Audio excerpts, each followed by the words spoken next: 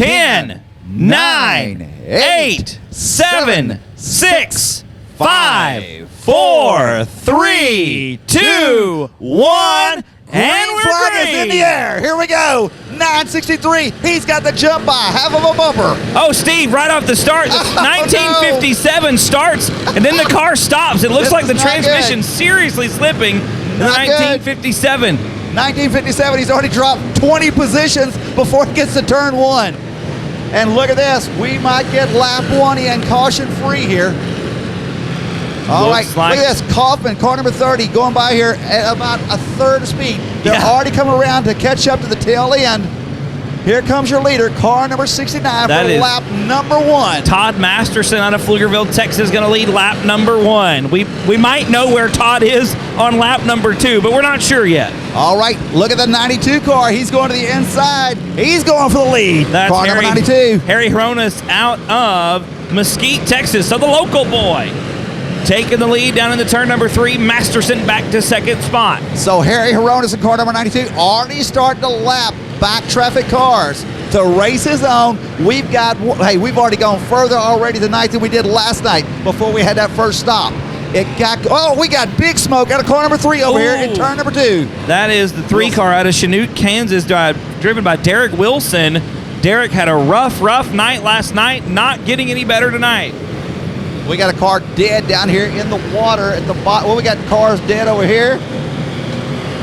2 cars getting together over in turn number 3. We've got one, looks like it was dead. Looks like maybe going again. I tell you what, Steve, this number 113 machine right here, Randy, he was actually at Waco earlier last year for the Star Spangled 200, I believe it was, at Heart of Texas Speedway. There's last night's feature winner, by the way, Steve, entering turn number 3. Right. That's Ian Webster in car number 113. He ran the Lone Star 600 last year over at Battleground Speedway. We got a truck around on the front straightaway. Oh, 2 around, into the wall. We've got a red flag. First red flag of the night. We almost had a double pickup here. Chrome red wheels. Watch for that. So that one is Anthony Boatman is who I've got out of Bullard, Texas. And here we go back, green flag racing. We're back up and running at the Lone Star 600. Oh, no. Anthony doesn't refire. Lightning McQueen dead in the water, Steve, and that's going to keep up our truck as well. Looks like Boatman gets it refired. The truck back underway down the front chute. The number 2 car, but that's not 2. I can't remember. It's 2, but it's not 2. You'll just have to believe me. And look here, 5 wide down the front stretch. We got a pack of cars moving together into turn number 1. All right, we're going to start trying to find who is moving fast. 43 is passing cars like last night, just shooting around like crazy. James Reavis picking up where he left off last night, looking to gather that $10,000 top prize again. Remember, there's another $5,000 bonus given to the best average finisher. Right now, Reavis has the best head start on that, picking up the win last night.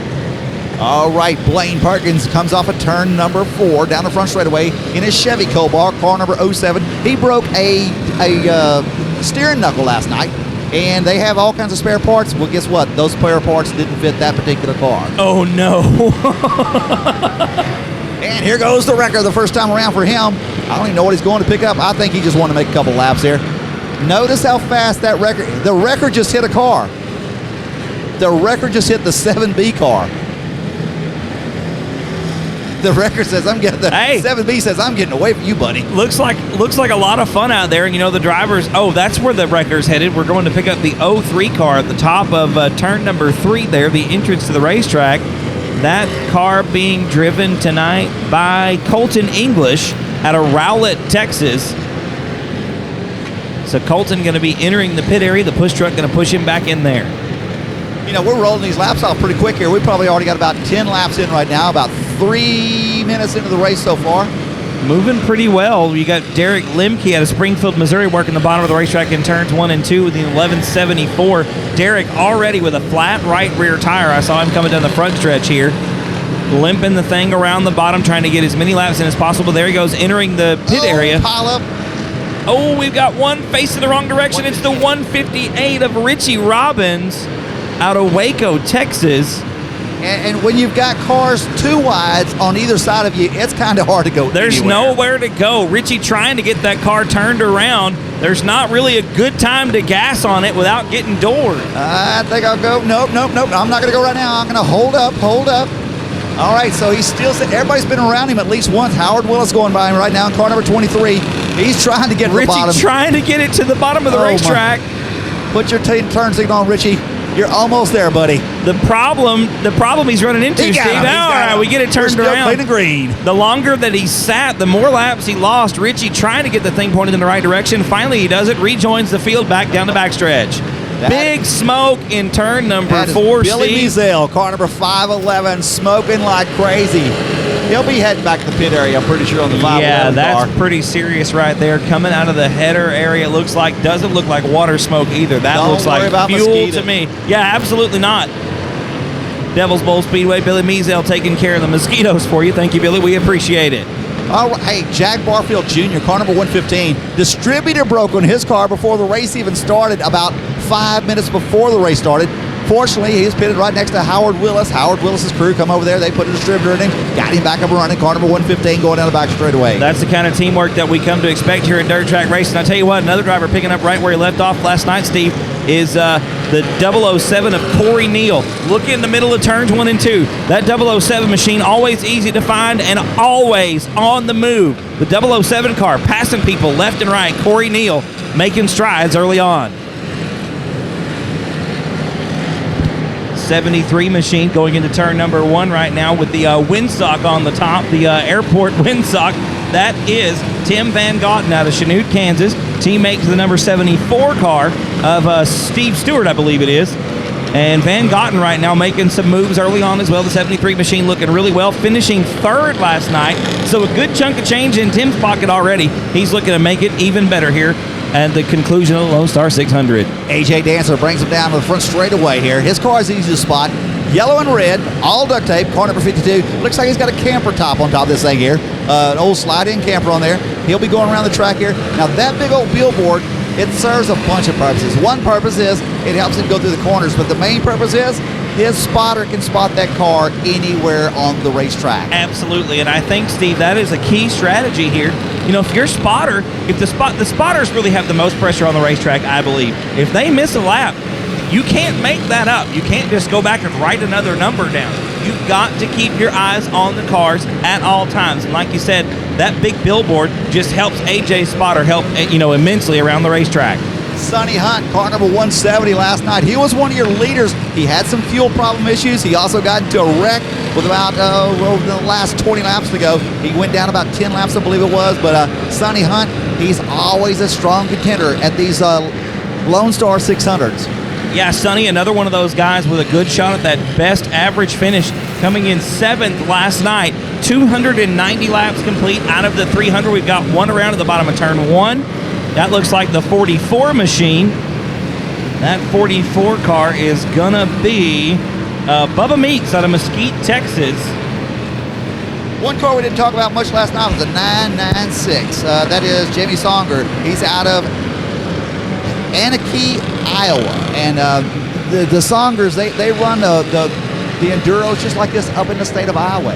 And in fact, the guy coming off over here in car number 552, Kevin Fee, Knoxville, Iowa, sprint car country. He actually works for the sprint cars where they come to town to the Knoxville Nationals.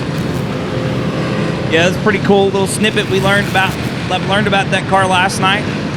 That'd be a dream job for me for sure.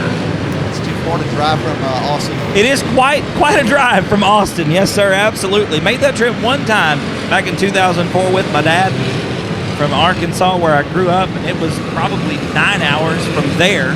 So tack on another 10 from here. Yeah, that'd be at least a 19, 20-hour drive. But I tell you what, worth it. And another place that's worth the drive for these guys tonight, right here at Devils Bowl Speedway for the 4th annual Lone Star 600.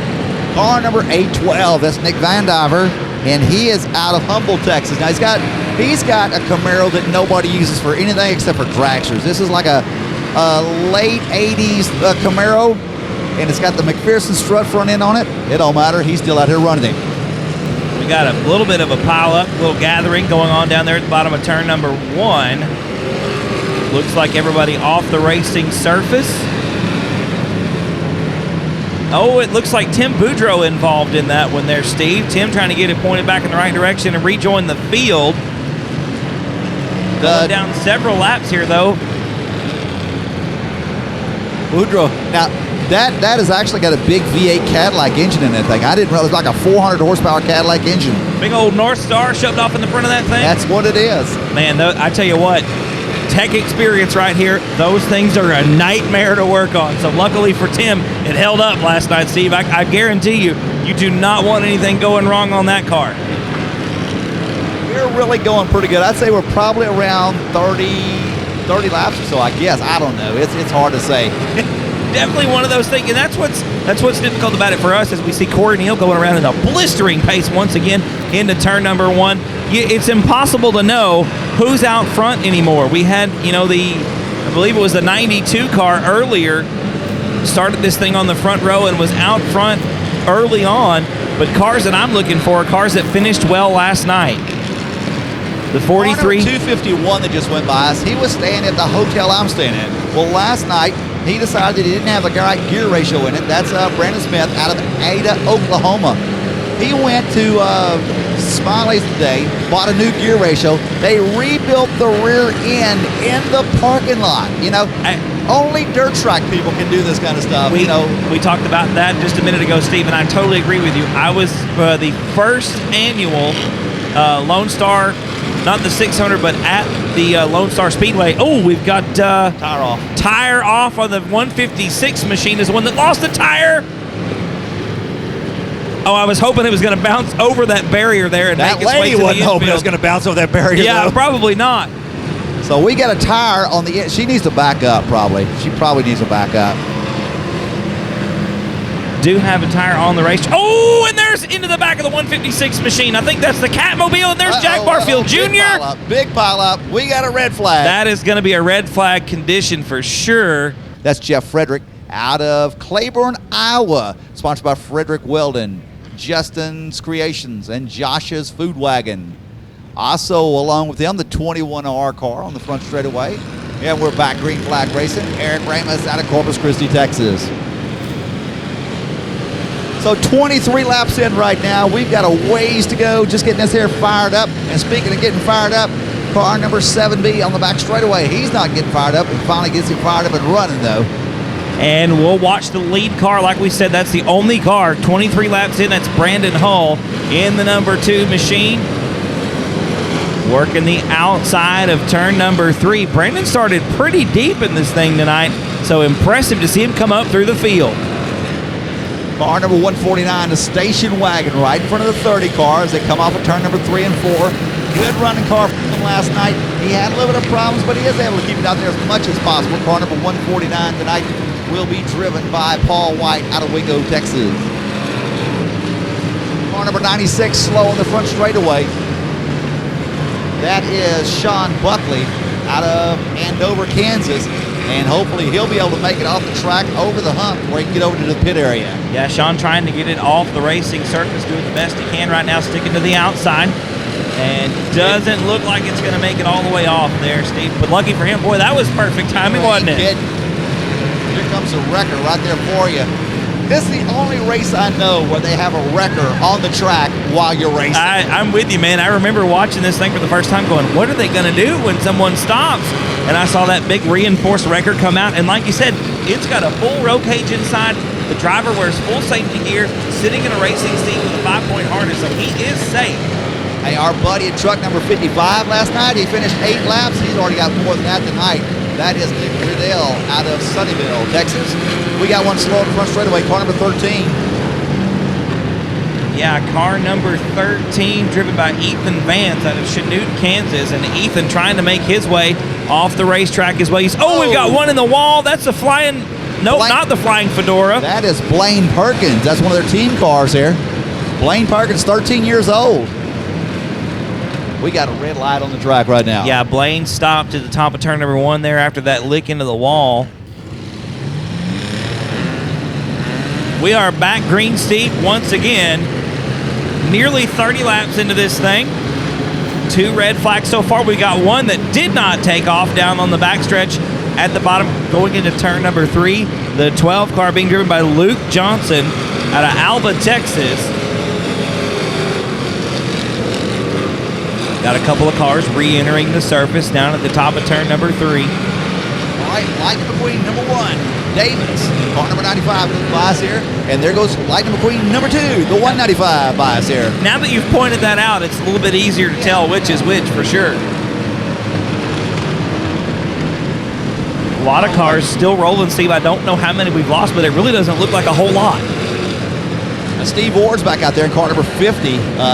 He's had issues out there at the track in the past. I mean, he has tore some cars up, rebuilds them. That's an old hot chassis. If you're from this part of the country, hot chassis was a modified that was built by Dustin Hillman for a long time. And the 55 truck, once again, Riddell, I believe it is, Steve, slow around the top of the racetrack. We've also got a deck lid, a trunk lid, at the bottom of turn number 1 right there at the entrance. But yeah, those old hot chassis definitely know where that is. Brandon Hood, driving the 1B, the full body car out here, drove a 2001. Oh, we've got 69 Todd Masterson around at the top of turn 3. He had help. I don't know who helped him, but he had help. And now comes the hard part of finding a good place to turn back into traffic. Looks like Todd did back on the track. Todd did the best he could with what he had, but back to those hot chassis. Brandon Hood drove one at Heart of Texas Speedway for about 2 years and competed with some of the newest cars on the racetrack out there and did pretty well. So those hot chassis will hold up and stand the test of time. I just got a good scare here. I was listening to you talk here, and about this time I have papers taped in front of me where I can see what my lineup is. The wrecker went by, and I thought my papers were on fire. It wasn't my papers, I thought the car was on fire. So maybe jump real quick.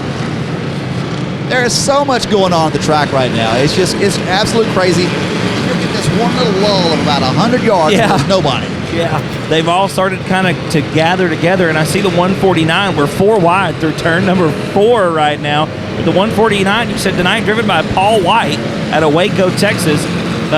Big brother out there doing some work right now in the 149 station wagon. The deck lid right now that was on the front straightaway is underneath.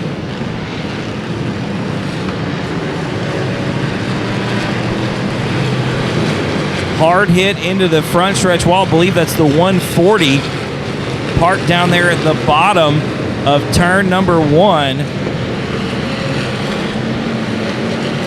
All right, there's so much action on the track right now. You can't even say who's wide, who's what.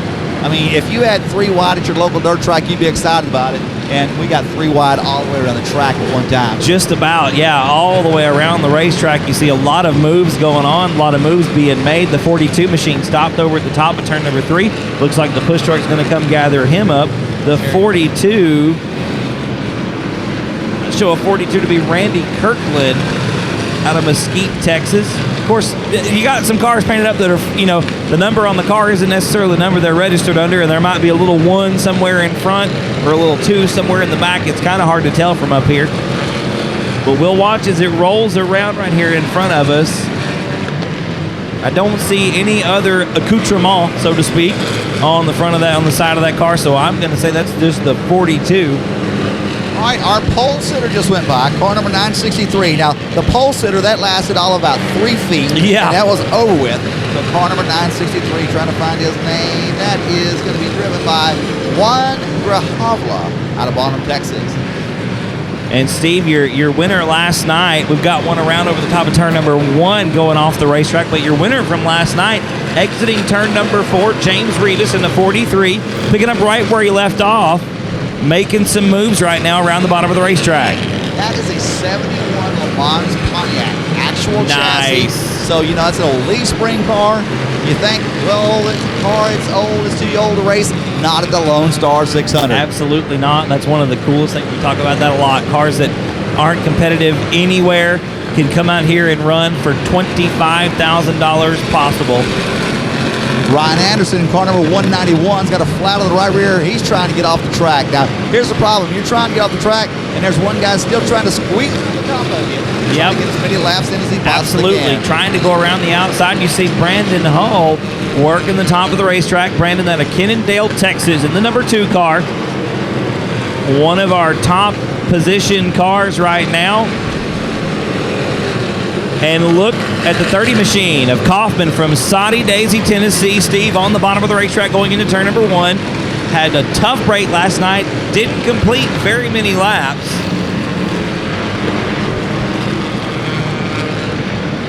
Only 25 laps for Jerry Kaufman last night. I'd say he's already ahead of that, Steve. So improvements on night 1 already. Car number 177 just went by. That is a full body. Looks like a Grand Prix. That's Ron McKinney. He's also out of Saudi Days. Sponsored by WMC Motors. And I tell you what, just a big old car, man. I haven't seen those things out the racetrack in a long time. Absolutely, man. That is a big car. I can't imagine trying to wheel one of those on a weekly basis out here in a stock car class. I wouldn't want to try just having to haul the thing from Saudi Daisy, Tennessee. You know it's got to weigh a whole lot out there on the racetrack right now. I just noticed he's got 2 big chains hanging over the front grille. It looks like something from a demolition derby days or something. Some real Mad Max style rolling bumpers, as you call them, last night. I really like that. They just went 4 wide in a position that should have been 3 wide. Man, I tell you what, you don't hear a lot of these individual cars, but one that I always hear coming through turn 4 down the front stretch is the 50 machine of Ward. I believe that's Steve Ward. Yeah, Steve Ward out of Texarkana, Arkansas. Watch for the number 50 to come back around here, Steve, and you'll hear what I'm talking about. Right there, down the front stretch, you can hear Steve on the gas, making some moves, working his way around through traffic. Somebody that's doing good tonight. He's doing excellent compared to last night. That's Heath Ostaker. He's out of Pensacola, Florida, in car number 02. He came out here and was involved in the wreck in the front straightaway. Oh, we got a car hard in the wall. That's going to be a red flag for sure. 2 cars into that inside wall. Right here in front of the flag stand, ladies and gentlemen, we're going to bring everybody to a stop. And we're back green flag, Steve. All right, here we go. I tell you what, oh, look at 45. He is flying down the inside here. He's in the HOV lane. We are 45 laps complete. Last count, I just checked in with some of the scores. 149 of Paul White. The 33 of Tyrell Jones, I believe. Yep, Tyrell Jones. And the 184, of Tom Lorenz. Your 3 cars, lap 44. You know, we started just a little bit late. It's 8:40, and we're already 40 laps in. So we're moving fast-paced. Brad Dixon and Jack Barfield, they weren't happy with how slow the race ran last night. They wanted it faster than it was. So they're going to do everything they can to make this race go as fast as possible tonight. You can count on that. Yeah, we got the push truck back out here. Pushing the 251 of Brandon Smith out of Ada, Oklahoma, getting the help back to the pit area there. Looks like the car refires after being pushed off. All right, so I wonder what happened to the number 2 car. I didn't see him go off the track. You remember earlier he was leading in the race. Now it's up to the 33, the 184, and the 149. Two machines still out there. Brandon Hull out of Kennedale, Texas, still making some laps, but has fallen off the pace, it does seem. I never saw him leave the racetrack, but that doesn't mean he didn't, because we're looking all over the place. It's kind of hard to see everything out here. There's too much to see. Okay, Blaine Perkins, car number 07. Yes, sir, 07, absolutely. He's getting pushed back on the track right now by our wrecker. I tell you what, if you've never seen the show, to see the wrecker on the track is the craziest thing you'll ever see anywhere. Now, the wrecker runs as fast as most of the race cars out here. Well, you got to in order to stay out of the way and get to where you're going in a timely manner. I tell you what, it takes some guts to drive that wrecker out there on a racetrack full of cars entering and exiting. Oh, we've got 4 cars piled up at the bottom of turn number 4. Oh no! I'm seeing radiator squash. Yep, we've got them up at the top and down at the bottom. Looks like 7 cars total stopped, and we are green, ladies and gentlemen. All right, let's see who's not going to take off this time. We got one that's kind of slow. That's Vanderpool and car number Van Diver, car number 812. Well, that is like one of those old. Is that a third gen Camaro? That IROC, that 80s style there. That's the one. Struts on the front. That's the ones you only see at drag strips. They weren't good for dirt tracks. But he's trying to prove us wrong. He's got, this is about the second or third Enduro I've seen that same car at. Got those derby style headers pointed straight up out of the hood. No hood on the car, but those headers pointed straight up in the air. Now, car number 192B last night, he lost the whole entire side of the car. He's probably one of the coolest people you're ever going to talk to. And it's like, man, what happened? Well, the sheet metal started coming off here, and we just continued on racing. I figured, well, it's going to come off. It'll come off. If it's going to go, it's going to go. Absolutely right. One of them old pop rivets, though, with Brandon Hood getting a push from the old push truck there.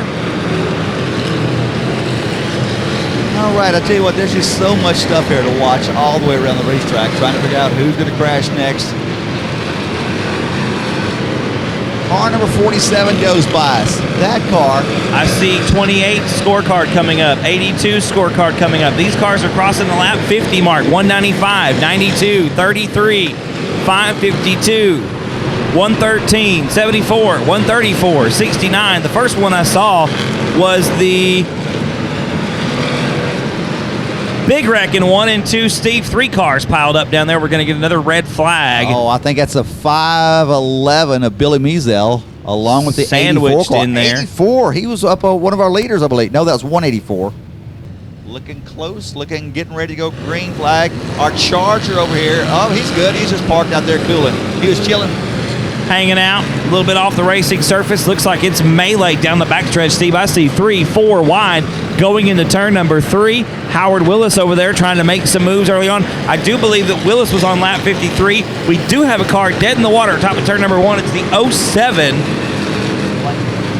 Blaine Perkins out of Leesville, Louisiana gets it going in the 07 machine. All right, car number 39 goes by, so we haven't talked about him too much tonight. That is going to be driven by Troy Batson out of Wichita, Kansas, car number 39. It's just looks like a basically Saturday night factory stock going down the back straightaway. I love all the different body styles as the 3 cars. Derek Wilson from Chanute, Kansas comes back out on the racetrack. AJ Dancer slow around the top of the racetrack in the 52 car. Tim Van Gotten in car number 73. I've been watching him the last couple of laps. He is passing cars left and right. He's down the back straightaway right now. He's the one that went over to the airport, barred the windsock, strapped it to the top of the car, and he is really going good. And the 3 car once again, Wilson leaving the racetrack, stopping at the top of turn number 1. The 73 of Van Gotten finished 3rd last night, was the first car to not complete all 300 laps. He completed 298 laps. So 3rd place, 2 laps off the leaders last night, and in this kind of racing, that is not a lot of time. The Satan Wagon 0666, Terry Brooks. He pulls the infield, and like we said, his buddy signed the number up for him. We've got a car facing the wrong way on a one-way street down there in the bottom of turn number 4. It looks like it was Douglas Wiggins in the 84. That gave us a quick red flag. Where is 281 Speedway? 281 Speedway is in Stephenville, Texas. A little bit west over towards Abilene, I believe it is. Made the trip up there once from Austin, about 3.5 hours for me. Nice little track, kind of out in the sticks, but a little bull ring, tight corners, and narrow straightaways makes for good racing. 1957, slow on the start of the back straightaway, still not one to fire up and run real hard. That's Casey Fielding out of Fort Worth, Texas. Still not rolling good for 1957. Yeah, Casey started on the front row tonight, and I don't think it's going to make another lap. Casey going to take it up to that extra area over there, going to park it off the outside of turn number 3. Here comes the wrecker. He's already on his way. All right, so, our friend at 55, Riddle, he's lost the hood, but the truck's still looking pretty decent. Yeah, rolling around the racetrack pretty good right now, Steve. Maybe taking the hood off and didn't have time to get it back on. Oh, Masterson squirrely down the back chute into 3. You know, you just said didn't have time to get it back on. Once a piece of sheet metal comes off, it's not going back on. Why fool with it at that point? Unless, of course, it'll be on the 63 car where you have the paint hood scoops trying to make the special air that, I was going to induction. say, that is a special part of the aero package on that 63 machine, absolutely. And there goes the 1957 car. It's not a 57, it's just a 1957. Blaine Parker slow on the front straightaway in car number 07. Been having problems with his car all night. Masterson goes by in car number 69. The 69 car was involved in the wreck coming out of turn number 4 a while ago. This deal looks like he's going good. Another car going well right now, the 30 machine. Jerry Kaufman out of Saudi Daisy, Tennessee, is side by side right now with the 43 of James Reavis through turns 3 and 4. Reavis picking up the win last night. Right now, Kaufman goes around him in the 30 car.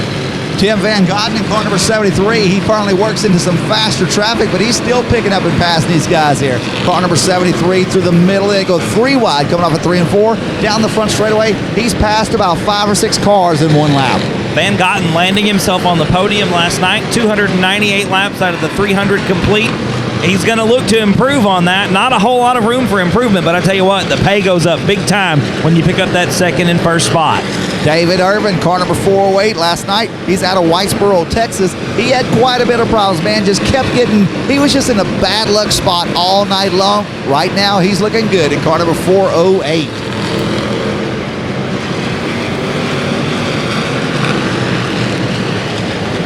Buddy in the 63 machine.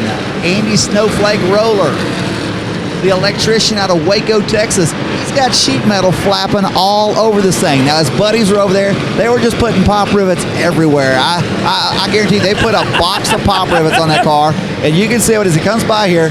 He's got the sail panel. It's sailing, just waving at you real pretty. Talking about the 40. Oh, we got a red flag on the speedway. Oh, on your winner from last night. It's 169. 408 is David Irvin. We just talked about him a minute ago. We are going to need to roll an ambulance towards the front stretch. Ladies and gentlemen, we got another tangle up right here, right at the flag stand with the 134 and the 55 machine. We have got water, not antifreeze, water all over the front straightaway from 2 different accidents here on the front straightaway. We had 3 accidents at one shot. By the time you get them all shut down, just pick the trash up. Here we go, back racing. Green flags back out, Steve. Going to be interesting coming through this slick patch right here on the front stretch for some of these guys. About 63, 64 laps in right now, and that's changing as we go. There goes Lightning McQueen by car number 95. That's the 195 of Anthony Boatman out of Ballard, Texas. And there's our other 95 right behind us there. Going into turn. Whoa, we got 2 together in turn 1. All right, Now here's the beauty. This is the why you paint your car a bright color. Car number 10 just broke down the front straightaway. That is going to be Don Painter out of Austin, Texas. Absolutely. Looks like Don going to get it into the infield and out of the way. Some problems on the left front. 011. That is Jesse Brooks out of ATL, Arkansas. Broke down the front straightaway. Looks like the car broke the top of the track, came all the way down across the track. You can see his marks there. Now the wrecker is going around. He's going to try to get him away, but I don't think he's going to be able to go nowhere. Yeah, Jesse probably got some issues there. It's a little front wheel drive. Almost looks like a Cavalier or possibly an Altima. The 050 machine, I do believe, crossing 50 laps. Jerry Kaufman, car number 30, is in the pits, and he's nowhere close to his pit area. That's not good. No, tough break for Jerry there in the 30 machine. Once again, having issues with that late model style car. Trying to get the wrecker or the push truck down to the bottom of the racetrack to take care of Jesse Brooks, who is still stopped on the front stretch. Let's see, Jamie Songer, car number 996. Looks like he blew a right rear tire. He's out there in the infield, about the center of the infield right now. Looks like it took the whole entire quarter pounder off the car, so they're trying to get him tire changed. He'll be back out here as quick as he can. Here comes the wrecker all the way to the bottom of the track, coming up to Jesse. Wrecker going to try to help Jesse Brooks off the wall. This is where the power of a 3/4 ton truck switch to come into. Let me see. Pull up here. All right, I need to see your lights and registration and try to drive you. Not going to happen the first time. Back up. He's going to get him a good shove. Here we go. A shot in the shorts. Here we go. Here we go. Let's see if it'll work. I don't think it's going to go. Nope. Going to have to get a red flag on the speedway. Unfortunately, I think Jesse got some steering issues. The car not going to be able to pull itself off the wall. Now, this is where it'd be really cool if we had a crane in the middle with a big old electromagnet. We just kind of pick him up and move him out of the way. Throw him out of there. You know, I think the wrecker feels bad. It's like, there's finally something I can't do out here on the track. Right. Fire on a race car on the top of turn 1. Looking for that. Don't see that. No, over very top of turn 1. The fire crew already there. There were some small flames. Looks like they are put out. Like we said last night, Saudi Daisy, Tennessee. That just sounds like I bet you that's where Granny's from, the Beverly Hillbillies is from. That's just the ultimate town, it sounds like. All right, let's see who's not going to start. The 15 car is not going to start. He's still sitting over here in turn number 3. Corey Neal goes blowing by him. Your leader, car number 149. He's we get cars clipping him now. Oh, goodness. 2 cars sitting over here. 3 cars stopped in the middle of turn number 4, right there at the exit where it starts the bottleneck. We do have another red flag. All right, now here's the problem. Which cars weren't rolling? It's kind of hard to say. I know 15 wasn't rolling. Green flag, here we go. Let's see who's going to fire up this time. Troy Kaufman's not going to fire up in car number 30. He's still sitting over here. The 1 car is not fired up. 26 is going crossways. Easy. Kaufman fires up. We still got the 128, I think it is. We've got a mud plug rolling around the track. Yep. Or it could be an air cleaner. I think it's a mud plug. I think you're right, Steve. Looks like it's rolling pretty well. Yeah. People driving around it. Drivers missing it. Here comes the push truck, top of turn number 4. All right, so the man that he had the wrong gear ratio in the car, so he put a different rear end in the car. Car number 12 around over here in turn number 1 and 2. Car number 12 tonight being driven by Luke the Nuke Johnson. Albert Lee, Minnesota, by the way, Steve. 857 miles from Devils Bowl Speedway, just across the line from Iowa. So Albert Lee, Minnesota, extremely southern in Minnesota. Oh, big pile up. We got a fire on the front straightaway. Big pile up. It started with the 2 car. That's not the 2 car. Yeah, there was a fire on that car there. Looks like the 050 machine involved. Mark Warren is involved in the 29W. Pauletta, Waco, Texas. Green flag is out. We're back underway. Interesting fact about Paul White. Used to be a USAC Silver Crown car driver. I believe was a Silver Crown champion back in the early 2000s. So Paul White, lots of racing experience out there in the 149 machine. All right, Blaine Perkins, car number 07. Looks like his car is not going to fire back up over here on the back straightaway. Here goes the wrecker back there to pick him up. Another one of your lead group cars coming in at turn 4 here, Steve. It's Corey Neal, the green and black number 007 machine. We've been watching that car all weekend. Always easy to find him there. Green, big body car with a big black wing on top of it. Definitely hard to miss the 007 machine. All right, I think there's a few cars that just keep on sticking out here. Jerry Kaufman, of course, the 30 car. We always talk about him. He's just a consistent runner. You know where he's always going to be at. He's right behind last night's leader, car number 43. They go 4 wide through turn number 1 and 2. That is James Reavis in the 43 machine. Like you said, Steve, picking up that big $10,000 check last night. Reavis was involved in that big melee on the front stretch. Had the 163 machine actually land on top of the 43 car on the trunk area. What's cool about it is how calmly you can say they go 4 wide through the corner. Absolutely. I mean, that's pretty commonplace here at the Lone Star 600. Devils Bowl Speedway, a big wide racing surface through the corners. All right, they're not only they look like the Blue Angels coming off here, about 10 of them in one shot coming down the front straightaway. Big group right here on the front stretch. Like you said, Steve, a lot of cars going through right there. You got AJ Dancer in the 52.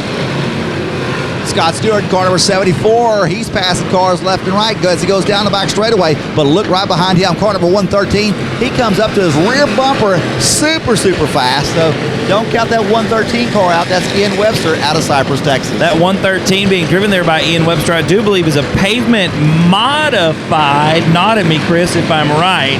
You're the guy with the pavement experience. The 113 machine out of turn number 2 is a pavement modified out there. So that's the diversity of cars that we get for these kind of races, Steve. That car would not be competitive at any other dirt track event, but out here at the Lone Star 600, yeah, why not? Pavement modified. Put a sprint car wing on top of it for good measure. 4 wide, bumper to bumper to bumper to bumper, 4 deep as they come off out of turn number 4. Those are some of your lead group cars there. It's Paul White there, right through the middle of turn number 2 in the 149 machine. White coming to you out of Waco, Texas. We call him Big Brother. Howard Willis smokes off Thibodeau as they come off of the back straightaway through turns number 3 and 4.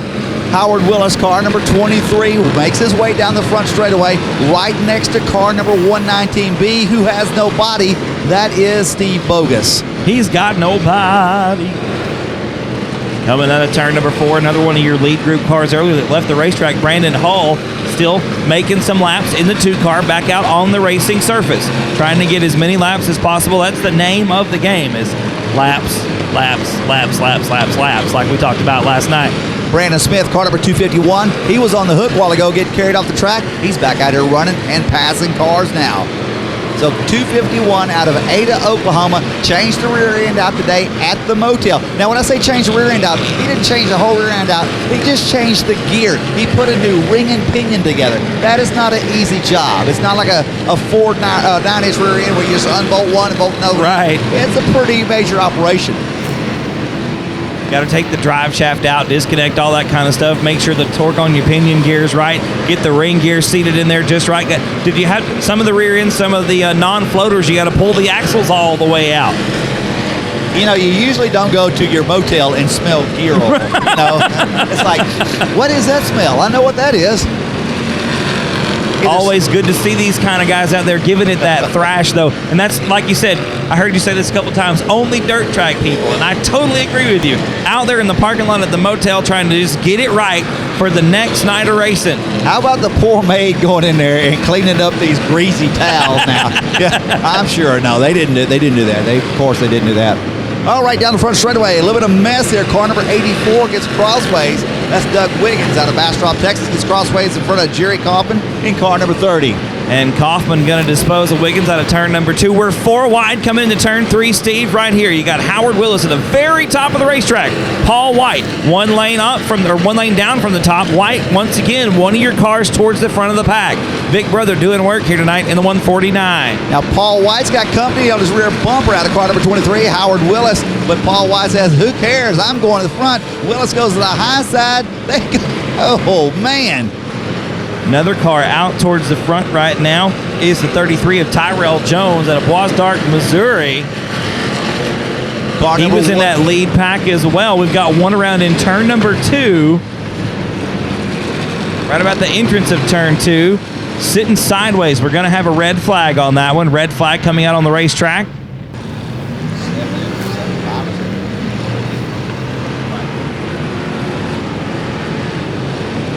Back under green flag conditions, ladies and gentlemen. Looks like everybody gets it refired. We do have one off the racing surface at the top of turn number 4. But everybody else rolling around the racetrack nicely. Corey Neal entering turn number 1. Keep talking about Corey, but that green and black 007 machine, one of the fastest cars on the track every time I look up. Jerry Kaufman slow down the front stretch, starting to step on you, Steve, going into turn number 1. The driver of the 30 machine out of Saudi Daisy, Tennessee, going to pull it into the infield, Steve. Looks like it might be done again. Tommy Gorell, car number 01. We haven't really said much about him. Smoking pretty hard. The blue and pink machine going down the front straightaway. Just out here making the steady laps. You know, you see this car out here every lap, and that's what it's all about, making as many laps as possible. Maybe not the fastest, just as many as possible. Tommy Garral was one of those competitors at Cotton Bowl Speedway, was a regular there in the street stock division. And I tell you what, one of the guys that you really had to keep your eyes on in that street stock was Garral. He was one of the top guys. Good to see him out here at the Lone Star 600. Brandon Smith, car number 251. We just talked about him putting the rear end of the car. He just gets pushed off the track. All right, going to keep them rolling here. Keep them rolling. The 2 car, Brandon Hull, all the way at the bottom of the track as he goes the inside of the 666 car. Where is Satan's Cavalier? Is that it right there at the bottom of turn number 2? He's even got horns on the side of that thing, man. I guess you should have a 666 if you get race at Devils Bowl. Who knows? 13 car of Ethan Vance out of Chanute, Kansas, slow on the bottom of turn number 1. Looks like Ethan going to pull it into the infield, trying to get it out of the way, but the car's going to die just inside the tires. Rooster takes the 49 car to the pit area. He said, hey, man, just call me Rooster. Nothing else, just Rooster. All right, here's the Rooster. I love a good nickname, man. There's nothing better than an old nickname. Absolutely. And Steve Ward, man, you can hear that 50 car again out of Texarkana, Arkansas, just screaming down the front stretch. Man, I'm seeing something that maybe we should be seeing. I'm seeing a four-wheeler out here pushing cars off out of the corner. It's like, don't do that. Don't do that, man. You don't have the pickup truck behind you. There's not enough guts in there. Appreciate it, but don't do it. And again, Steve Ward coming down the front stretch. I can hear that 50 car. Every time I look up, I just hear a motor screaming down the front stretch. It's going to be the 50 car of Steve Ward. Once again, Steve coming to us from Texarkana, Arkansas. All right, Dustin Belgaard in car number 290 out of Adele, Iowa. I've lost him on the track right now. Here he comes. He's coming out of turn number 3 into 4 right now. Haven't really had a chance to talk about him too much.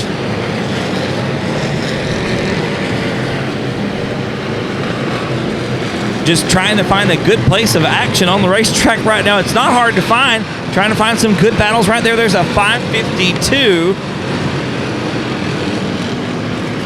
552 tonight being driven by Kevin Fee out of Knoxville, Iowa. Yeah, that's member of the Marion County Fairgrounds there. That is where the famous Knoxville Raceway is. Also the National Sprint Car Hall of Fame and Museum.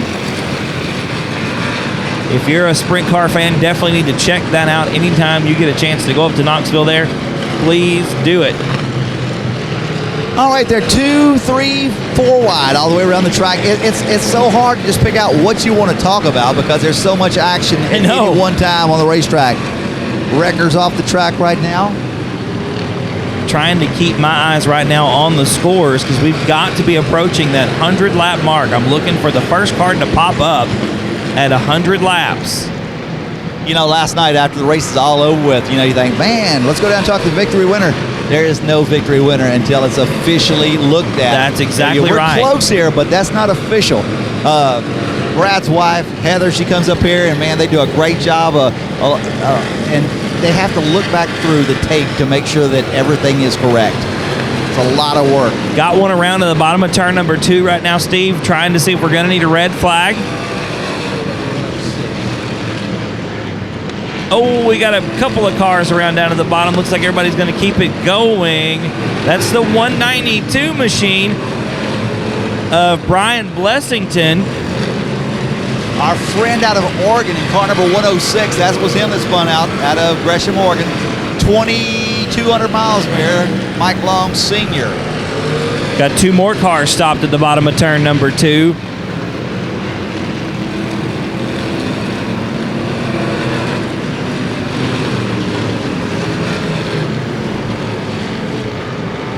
Looks like that was the 401 car stop down there. The 401 is Randy Embry out of Granger, Iowa. There's 149. Paul White at lap 100. First car to cross the line 100 times. The 149 tonight driven by Paul White. So we're 1/3 the way and right at an hour. So 1/3 the way in less than an hour's time. 69 around on his own, all by himself. There's got to be something slick over in that corner. That's Todd Masterson right around in front of some of your leaders. And the 113 machine is around at the bottom.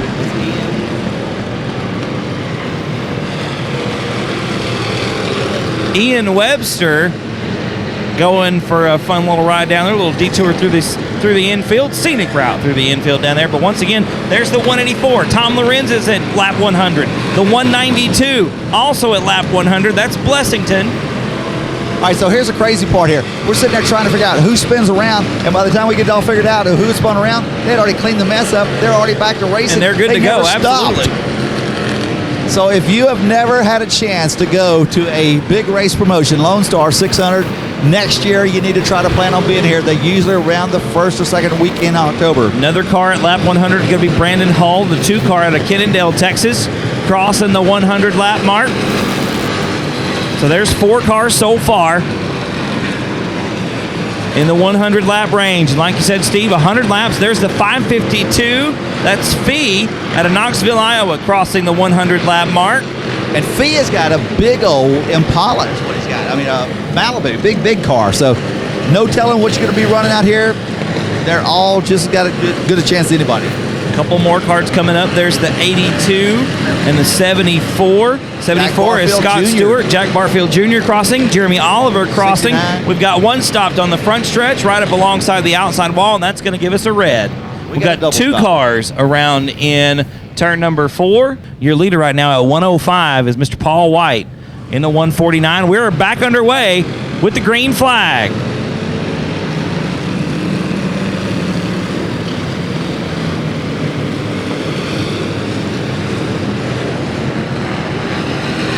Looks like the 13 car crossing lap number 100 as well.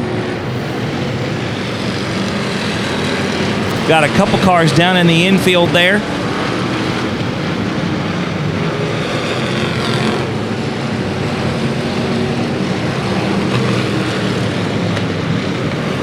All right, right at an hour into this race here. 100. Oh, we got a big pileup over here now. Whoa, big fire here. That looked like a transmission blew up. Oh, that's 5. That is oil coming out of. Oh, and it's slick on the racetrack. He popped the motor right here down the front straightaway. Got a big oil slick coming into turn number 1 there, Steve. That was the 158 of Richie Robbins, I believe it is. He probably won't be back. Look at how quick they're cleaning this oil up. Who needs oil dryer? You just put lots of cars out there, it'll clean that oil up. Just drive through it, absolutely. Oh, yeah. Oh, yeah. So the track is fixed to get good and greasy. All right, so they're still going here, still going. Track is cleaning up a little bit here. The oil's kind of working its way into the track surface.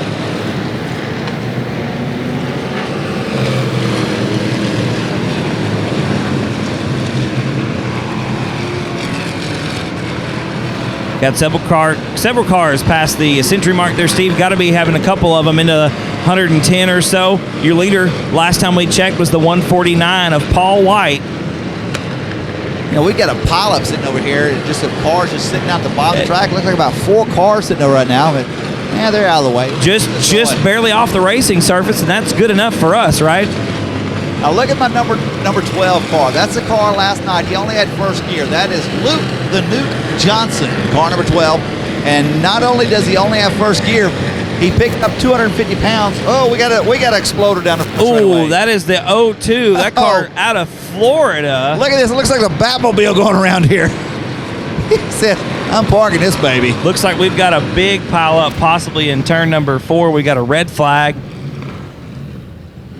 Red flag coming out. We got a lot of smoke over in turn 4 from the 02 car. Thanks a lot for your support, Mr. Jack. We do appreciate it. Hope you're enjoying the show. Thanks for helping us get the word out to the folks at home as well. We certainly do appreciate you and all you do for the sport of dirt track racing.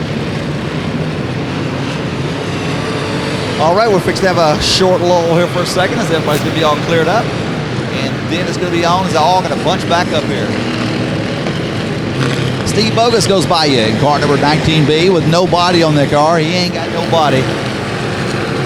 Oh, we got a beating banging, 182 around. Oh, that's Jeremy Oliver hard into the front stretch wall. Cars piling up all over the place. Oh, look at this, 43 involved. Your winner from last night. That is James Reavis involved on the front stretch. We've got the 130 car. Blessington, car number 192. He's been one of your leaders, and he might have some good damage on the back end of that car. Yeah, Brian Blessington was in that lead lap group earlier on in the 192 machine. They had a break at lap 150. Guess what? We're not doing that tonight. It's enduro. If you want water, go to the pit area. We ain't got time for water. It's time to go racing. Soddy Daisy, Tennessee's car number 30. Jerry Kaufman goes down the front straightaway. And here goes car number 52 out of Austin, Texas. AJ Dancer. Let's see here. Trying to find some more cars here. Car number 113. That's Ian Webster in car number 113. We got a car around. He's looping around. Still looping. Gets it straightened out. I believe that's the 86 car. That's going to be Chris Long out of Cabot, Arkansas, driving the old Camaro. Chris got it pointed back in the right direction. We're still green here. Howard Willis making some good laps. The 73 of Tin Van Gotten out there out of Chanute, Kansas, also making some good laps. Got that windsock there from the airport, probably just on the other side there of Devils Bowl Speedway. Tim bringing it in third spot last night out of Chanute, Kansas. Oh, car number 2, he was doing some bump drafting on that 191 as they come off at turn number 4. That is Brandon Hull in the 2 machine. There's another past the 100 mark, I do believe, the 183. Brandon Hull's got company on the rear bumper out of Howard Willis as they go into turn number 1 and 2. Those 2 cars there, Steve, been fast all weekend long. Willis just coming up a few laps short last night. After watching him leave the track for a few extended periods, Howard battled back to finish 10th, only 12 laps off of our leader. Scotty Benjamin, car number 06, has got a bent right rear trailing arm on his little Chevy Cobalt. That tire won't last much longer, but believe me, they have got stacks of parts waiting to go in these things here. It's crazy how many parts they have for these little cars that are ready to go. Hopefully they all fit, right? Yeah.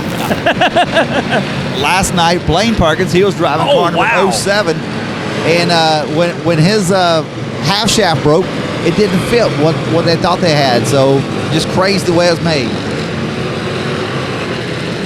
A lot of smoke off the 06 machine for sure. Like you said, that right rear trailing arm gone on that 06 car. Scotty Benjamin out of Leesville, Louisiana.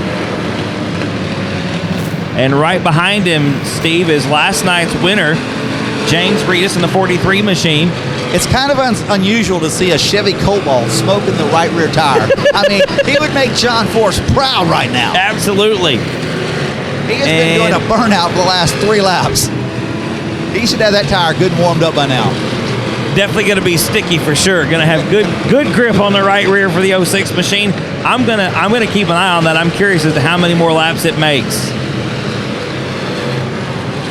The thing about it is, you have no radio communication, so you don't know what's going on. We got a wreck on the back straightaway. Car number 47 around. It's a self-cleaner. It's all good, back to go. Oh, that's a 33 machine. That's Tyrell Jones out of Boisdarc, Missouri. Excuse me. Yeah, the 192 car a while ago, Blessington. He was in his pileup on the front straightaway. I thought he might have had some bad damage. It's just all sheet metal. Yeah, looks like Blessington escaped major damage there, and that's good for him because, yeah, like you said, been up in that top group. Your leader last time we checked, the 149 still, Paul White. All right, 43. It's got some company out of the 33 on the inside. Here comes the 33. He's actually running faster than the 43 right now. 43 is loose coming off of turn number 4. 33, once again, Tyrell Jones out of Boisdarc, Missouri. And the 43, last night's winner is James Reavis out of Springfield, Missouri. So 2 Missouri cars, some of the fastest ones on the track right now, Steve. But look, coming out of 2, it's Corey Neal in the 007 machine. Now keep in mind the 43 car a while ago, he had the 169 parked on top of him for a few minutes. They had to take the wrecker and actually didn't even cut a tire. 12 car off the pace as he goes down the front straightaway. That is going to be Luke the Nuke Jensen as he heading out of the ballpark. I wonder if it's in first gear or second gear, Steve. I think probably first because that's the only gear that works. Now that's another beauty. You know, it's like, who cares? Who needs all 3 gears in the transmission? Just go. One works. That's good enough. Car's going to go forward, and that's the name of the game. All right, is Benjamin still out there, or did he finally pull off in the number? Nope, there he goes. Look for the smoke. Benjamin's still out there. That A-arm on the right rear, I don't see how that tire can last much longer. It's got to be going pretty soon. I saw a deep gouge, what looked like, coming down the front stretch. Spins out. Oh, that's your winner from last night. It's James Reavis in the 43. I think he's got a tire that's been going low on that left rear because he was loose a while ago coming off of turn number 4. Reavis got it figured out, gets the 43 back underway. There's the 06 with the finally, I think that tire is gone, Steve. Yeah, it's not smoking no more. On Benjamin's car, it's finally flat. Benjamin going to take it back to the pit area. Now he's got about a crew of about 20 people over there waiting to greet him. So they'll have that car back out here in no time. Don't worry about that. Let's see what else we got going on the track here. My boy, car number 63, Andy Roller. He's He's losing parts of the sheet metal. He's still rolling. Oh! Oh, big wreck. Oh, it's hauled hard into the wall. Everybody trying to bring him to a stop right here on the front stretch. Bogus's car, number 19B, not wanting to stop. He rolls into the back of the number 73 car. The 2 car hard into the wall along with the 106 car. The 106 car out of Oregon pulled over 2,000 miles to get here. Car number 106, that's going to be driven. Well, green flag racing, we're back and there up it is. running. All right, see who's going to start. Kaufman slow on the start. Looks like the transmission may be slipping. He said, well, I guess I'll go. Here we go. Jerry Kaufman, car number 30, goes by the front straightaway here. Watch that 43 car. I'm telling you, the thing is getting loose. Something is going with the chassis on there. Getting a lot more looser now as it goes through the corners. Got another red flag. We got one facing the wrong way in turn number 4 is the cause for this red flag.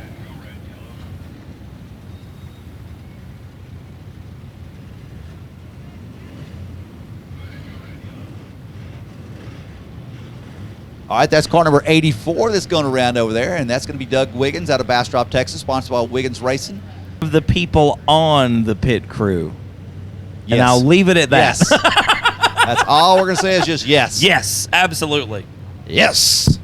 All right, we're getting them bunched up. We're already ready. Here we go, back green flag racing. All right, let's see where we're at. Ben Benjamin, car number 04, back out there on the track. Keep it going. There goes your leader, car number 149. 149 has really been cooking out here tonight. Paul White been making it count all these laps. We're almost halfway through. We're at about the 150 range. I tell you what, after watching him pass about 7 cars down the back straightaway, I can see why he is your leader. But look at this. Here comes Corey Neal, car number 007, trying to get back around Paul White as they go down the front straightaway. Absolutely. Neal not many laps behind, I think, Steve. Maybe only 3 or 4. So if he can make one up, that would be a definite feather in the cap. And Paul White swings wide. Neal goes by on the bottom of the backstretch. So they come up behind Mr. Hot Rod there, Steve Ward. Steve Ward, that's been your fast car out there. It sounds like the fast car, but Corey Neal just blew him off in car number 007.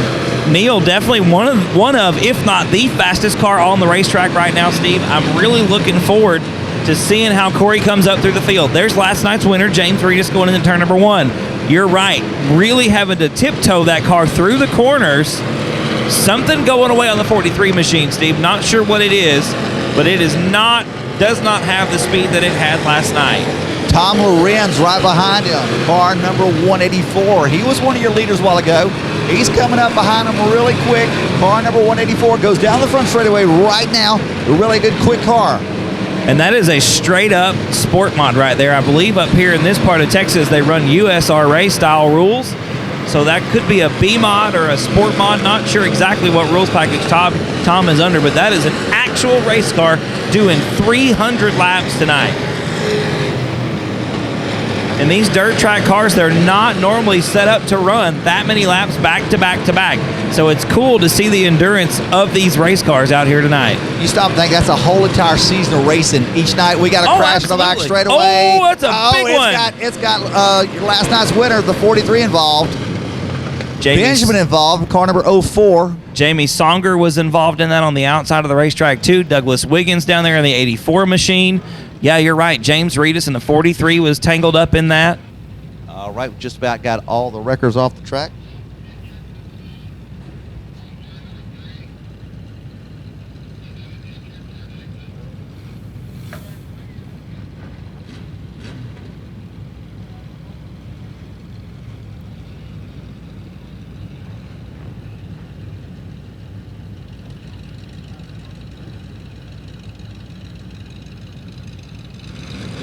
Here we go, back up and running. We're back and running. See if everybody's gonna fire off. I see all cars rolling. That's good. It's a good sign here. So we're gonna keep this race here going as quick as possible. Absolutely trying to get all these laps in at a reasonable time tonight. We've got a lot of action still on the racetrack right now. Paul White, one of your top spot cars, working his way through turn number 3 right now, the 149 machine, the modified station wagon. Going by Tyrell Jones right now. Tyrell, another one of your top cars out of Bois d'Arc, Missouri. in the 33 machine. Got a good group in turn number 3 right now, Steve. Ian Webster, car number 113. He's got that thing flying. You said that's the old asphalt modified. Well, yes, absolutely. This track right now is packed so tight, you can't hardly tell the difference between asphalt and dirt anyway. There's no moisture in that track no more. 150 cars have taken every bounce of moisture there was out there and destroyed it, except for where we've had radiators busted on the track. Ian has also run a couple of the 200-lap Enduros at Heart of Texas Speedway in that asphalt modified, and always been a really fast car. Maybe not some of the durability of these other full-bodied stock cars out here, but the car certainly got the power. All right, trying to find. Hey, car number 54 just went by. I haven't talked about him in a while. Car 54, where are you? Got one around on the front stretch, Steve. That's the 290 machine. It looks like he's got a flat on the left front. Well, he got tangled up with the 192, I believe it is. Back to the trailer. Hey, anybody up around 150 yet? Anybody at lap 150? 150. How about 145? 140. We'll find out later.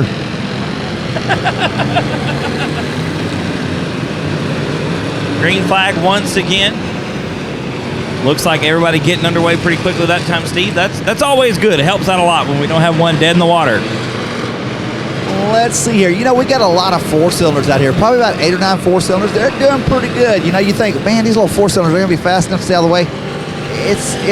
They're pushing it. They are pushing it hard. Absolutely. And as long as they just keep plugging along, I think, you know, the old car, they're reliable. They're a little bit fragile. Like we said, these big full-body cars got a lot more mass to them. They don't break down quite as easily, but the little 4-cylinder, definitely still a viable option in these big, long Enduros. What's the weight limit on here? 2?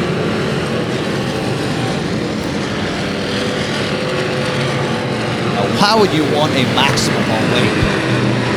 Well, we had the reason I think they've got that minimum maximum, and there's back at Heart of Texas Speedway back in last February, I believe it was, at the Super Saturday 200, we had a Chevy Cavalier stop at the top of turn number 1 trying to exit the racetrack. And from probably full tilt, a 3,500-pound stock car plows into the back of this Cavalier that stopped and completely destroyed that car. So for that reason, we try to keep the weight window as narrow as possible to try to keep some of these big, heavier cars from just plowing into those little ones. All right, here comes your buddy with the hot rod, car number 50, Steve Ward. He just come back on the track. I just saw him as he came back in here. We'll see how he's going to be running. Like you said. Steve got a hot rod for sure. Sorry about that, brother. Steve got a hot rod for sure, but he can't keep it on the track long enough. Been back and forth in the pit area several times tonight. There goes Tom Lorenz in the 184 machine, one of your top cars. You know, I haven't seen Benjamin back out here on the track since he busted that control arm. We'll wait to see him. I guarantee you his group's going to get him back out here, though. They've got to be back there thrashing on that car in the pit area. It's still only about almost halfway through this deal. Pile up at turn 1. Oh, we got 2 cars down at the bottom of turn 1. That looks like the 10 of Don Painter. 140. All right, 149, 184, and 16.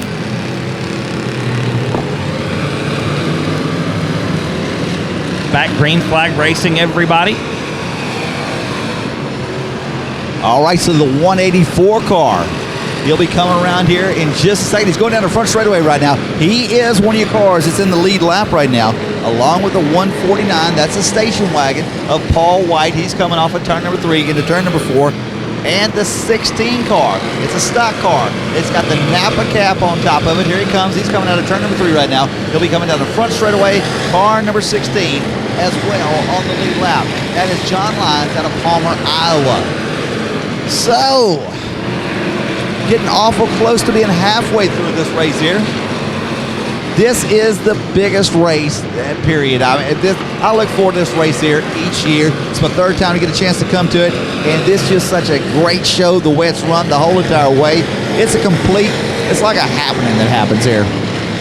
Steve, I want to give a real big shout out right now. This is going to blow your socks off. Derek Pollock watching this race from Winnipeg, Manitoba, Canada, and plans on coming down here next October to run this race. That he's been racing enduros for over 20 years. Derek, man, thanks so much for sending us a message, and I hope you're enjoying the broadcast up there in Winnipeg, Manitoba, Canada. Man, that is super cool right there. I challenge him right now to paint the car red on the front, white on the doors, red on the back, and a big maple leaf on the side. How about a couple of hockey sticks on top of there, man? Well, Derek, there you go, brother. That's some paint scheme ideas right here from us in the booth. Man, thanks so much once again for watching the show. I hope you're having a great time. We're certainly having a blast bringing it to you at www.raceontexas.com. All right, so we've been clean and green here for the last several laps here. That's always a good sign here. And you look around the track, they're spreading out. Right now we got cars only 3 wide most of the way around the track. When we started out, we had as wide as 5 wide all the way around the track.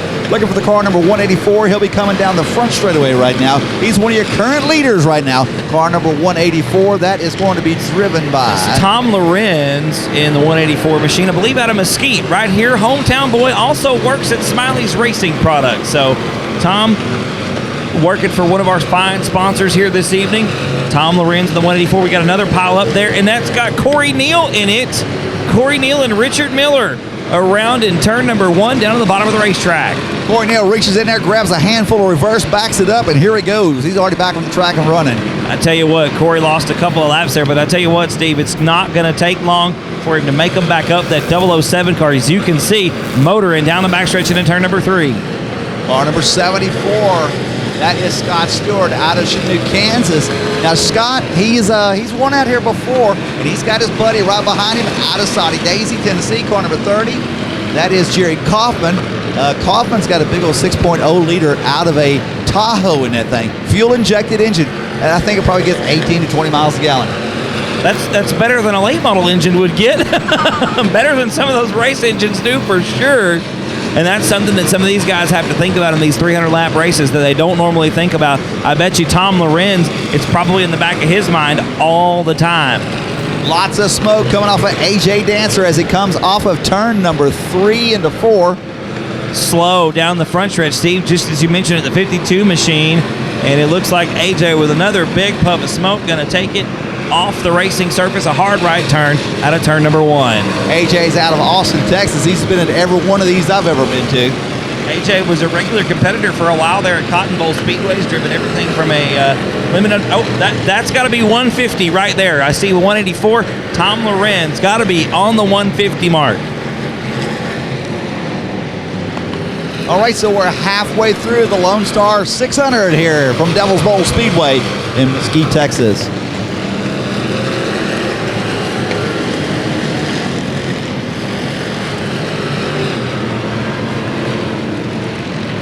All right, so we're looking for more cars to go past the 150 mark. So our lead cars right now, we had some cards come up earlier while we weren't looking there, Steve. The 149 of Paul White and the 23 of Howard Willis. 2 cars out front right now. Tom Lorenz not far behind in the 184. Car number 408 is off the pace. He is, let's see. That's David Irvin. That's our guy that we talked about last night in a lot of the wrong places at just the right time. There's another song. Yeah, absolutely. All right. Well, it must have been the right place. It must have been the wrong time. All right, so Corey Neal's got the 007 back up and running at full pace here as he kind of runs down there behind Masterson in car number 69 as they go through turns number 1 and 2 and down the back straightaway. Tell you what, Corey Neal, we talk about that car a lot, Steve, but it's one of the fastest cars on the track. And just as I say that, here comes Tom Lorenz to maybe make a move and get around him there. They're working through turns 3 and 4. Boy, this racetrack really bottlenecks coming out of turn 4, and I can only imagine carrying a big head of steam through 3 and 4. That wall comes up real quick. Nick Mazouk, car number 54, is going to get freight trained as it goes through turns number 3 and 4. He's out of Marquette, Kansas, sponsored by Ranger Park and Dyer. Hey, he is having a great time out here, and that is the #1 rule for the Race on Texas, is to have a good time. Absolutely. He's got the, what do you call those? They're demolition derby headers, I guess. They go straight up in the air. Straight up out of the top of the car, or out of the hood area. Absolutely. Straight up off the engine. Look who just came back on the track. He had a bent trailing arm. Scotty Benjamin out of Leesville, Louisiana, is back on the track in car number 06 in the fabulous Hudson Hornet. Got it put back together. Richard Miller now, a lot of smoke out of the 34 machine. Good to see Benjamin back out on the racetrack. I tell you, there's just so much stuff going on all the way around the track. You can't even hardly keep up with it.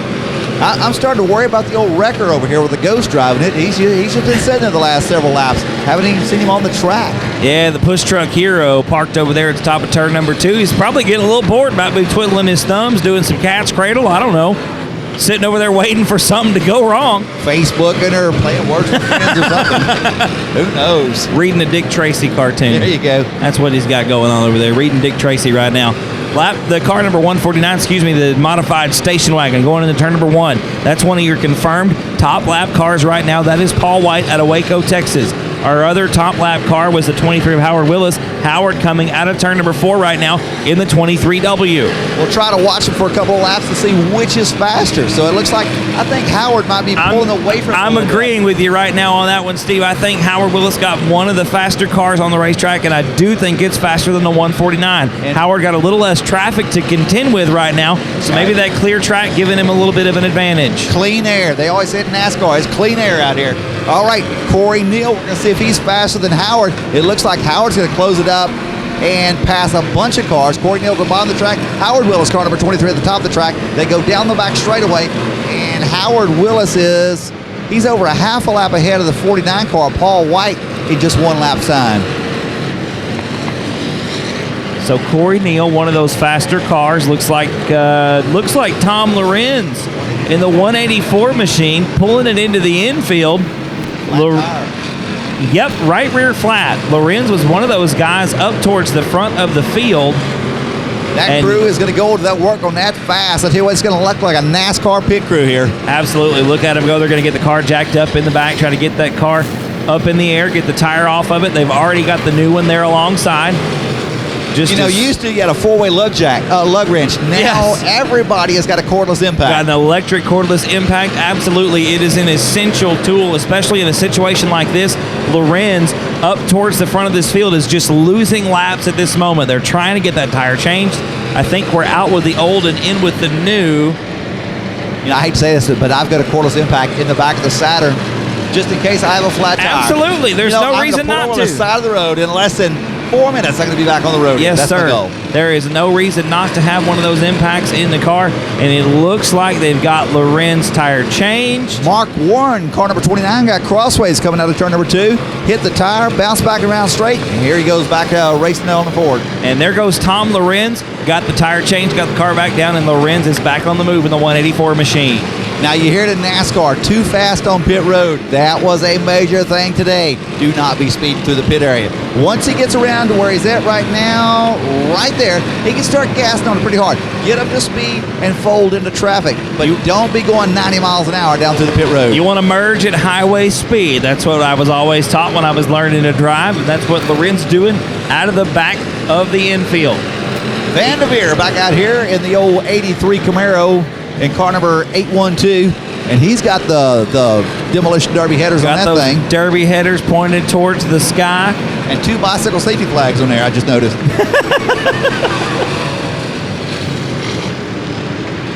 Lorenz back out on the racetrack in turn number 3, trying to make up some ground. Lost a few laps there, getting a tire change. Another guy on the move is Ian Webster in the 113. I've been seeing that card pop up towards the front when we keep checking laps. Ian Webster making that pavement modified work here in the final line of the Lone Star 600. Look at that 16. He is drafting off the 43 as they go down the back straightaway. 43 still fast, but 16, remember, he's one of our leaders right now. Yeah, the 16 car was up towards the front. That's John Lyon out of Palmer, Iowa. Lyon making some good laps right now. Last night's winner, the 43 of James Reavis. Coming out of turn number 2, there goes Webster down the back chute, the 113 pavement modified. You know, these cars we got on the track right now, they're all pretty much consistent. Nobody's really pulling off that much. It's mainly just run now. Right. We've kind of thinned the fire, herd. fire. We do have a fire on the 142. That's a brake rotor catching fire. I bet the fluid leaking down onto the rotor. That's our Ford Crown Victoria, the former cop car. Car number 142, Steve Hearn. He starts making his way. We'll see if he's going to light him up. Oh, we got to pile up. Ian Webster's in car number 113. Oh, there goes the 06 around. That's Benjamin. We've got a car up at the top of turn number 4. We do have a red flag coming out on the speedway. Your leader, car number 184, was part of that. Let's do as a real quick lap cat. We're going green right now. Back underway, ladies and gentlemen. It looks like all of the cars fired back up. Steve, we say this every time, but that just makes things so much smoother on the restart when everybody gets it going. World record of Pushman. He didn't get a chance to push too many people off that time. Aww. So, Paul White, car number 149, one of your current leaders. He's coming off of turn number 3 right now, down the front straightaway off of turn number 4. Yep. Down there on the bottom of the racetrack, trying to find the 23. There's Howard Willis, caught up in some traffic there through turns 3 and 4. 142. Remember, he caught on fire a while ago in the front straightaway. Steve Hearn still smoking awful hard, not running near as fast. Steve Hearn, car number 142.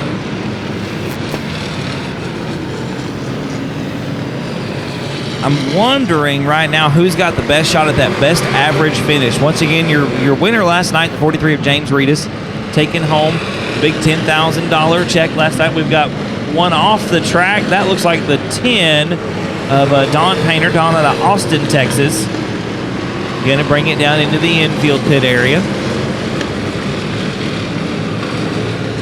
I got to say, Steve, I kind of like this infield pit area. When I was growing up, I used to go to the races all the time at Riverside International Speedway in West Memphis. When I was a kid, all the sprint cars and the B cars got to park in the infield. And I love seeing these trailers down here in the infield of the racetrack. Well, let me tell you what I'll be announcing in 2 weeks. I'll be announcing a soapbox derby. That's so cool. Can you imagine going from this to a soapbox derby? a lot different there. All right, there's 2 cars going down the track. They're side by side. And they're down the hill. And look at there. But I tell you what, I enjoy doing this. You give me anything with wheels on it, and I will announce it. Absolutely, brother. I feel the same way. And I think that soapbox derby is really cool. That's got to be a fun event. All right, here we go. They're still running hard. Paul White, car number 149. One of your cars out front, Howard Willis. Let's see if he's catching him up. Howard is about a half a lap behind him right now. Yeah, they're about almost exactly a half a lap apart right now, Steve. So we'll be able to see which is faster, Howard or Paul White. And they go through the corners, and they're still neck and neck, half and half. The crazy thing about these guys out on the track right now is that they don't know that they don't know they're the top cars. They have no idea that they're the 2 cars on the top lap, on the lead lap right now. And so they've just got to go like everybody around them could be the guy in second spot. You know, Brad told me tonight, he said, look, main thing, don't be telling anybody where anybody's at. If they find out, that's fine, but we're not going to tell them. So exactly. Last night I didn't realize that. I went down there and kind of talked to a couple of drivers on the track. Maybe I shouldn't have. Hey, live and learn. Live and learn. I'll tell you what I passed by today. I passed by the rodeo arena here in Mesquite where Don Gay is from. And last night, Mel, you and I said the same thing at the same time. Oh, that's a shot to shorts. That was from Don Gay. That all started back in the 1980s. I remember that. Looks like we've got a car sitting at the top of turn number 2. Our push truck heroes probably got itchy fingers right now trying to get over there to that car at the top of the racetrack. I think that is 83, not Bobby.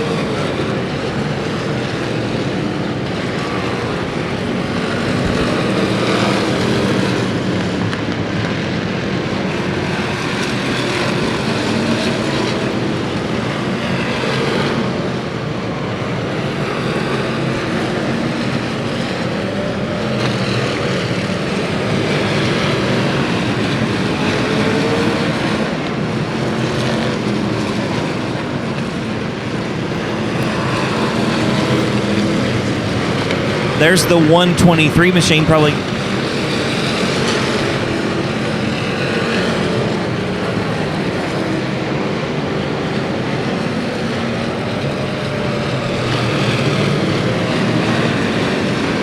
Looks like we still got that car stuck up at the top of turn 2. I'm looking for the push truck hero right now to come save the day. Interesting couple little tidbits there, Steve. So if the 43 car, James Reavis, if he puts it together, wins both nights tonight, picks up the $25,000 payday, his whole car gets auctioned off after the race is over. Everybody. 71. Said it was Le Mans. Yeah. So that car probably cost $2,500 when it was brand new from the factory. Right. Absolutely. Well, we've got the 812 slow down the front stretch. That's Nick Vandiver in the 812 machine. Looks like he's going to take the IROC Camaro back to the pit area. So if he picks up the $25,000, what's going to happen to him? Whole car is going to get auctioned off. If James Reavis can put it together and win tonight again, like he won last night, we've got 1 slow, 2 slow down the front stretch here. Reavis' car will be auctioned off, and if the top winner, or if the overall winner picks up that extra $5,000, if the overall best average finish makes more than $15,000, so a win night, and gets the best overall finish, their engine is auctioned off at the end of the evening. You know, that sounds like a lot to lose, but man, you just picked up $15,000. Yeah, you can build you another motor for a pretty good one for $15,000 if you're going to dump that much money into one of these enduro engines. And I think that's the beauty of it, because I know a lot of these guys are just old junkyard motors, or like you said, Kaufman in the 30 car pulled an engine out of an old Tahoe, shoved it off in the 30 machine, and he's out here running tonight. I know he didn't spend no $15,000 on that motor. That's the reason why they don't want you to spend $15,000 on a motor. Exactly. Some people elected not to come out here because of that. You know what? You got to win a lot of races to pick up that money. So, well, and you got to think about it. We've probably talked about this a few times tonight, but most of these cars, if they were on a regular Saturday night, they'd be running for what, $300, $400, maybe $500 to win. Oh, we've 1174. got 1174 around in turn number Derek 3. Lampy, and he's going to fire back up and continue on car number 1174. Derek coming to you out of Springfield, Missouri. Once again, that car built in honor of his grandfather, Uncle Joe.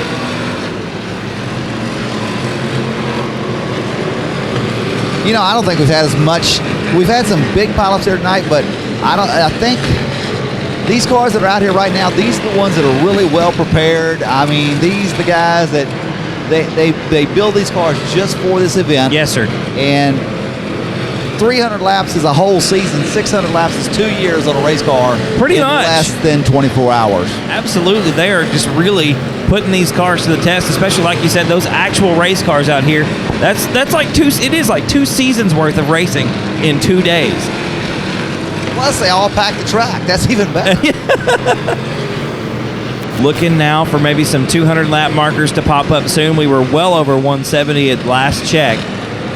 Look at that 149. He's running all the way down the bottom of the track. Paul White, car number 149. You said he's got a Silver Crown. He used to race the Silver Crown midgets or Silver Crown? Used to race those USAC Silver Crown cars and was actually the national points champion, I do believe, in 2000 or 2001.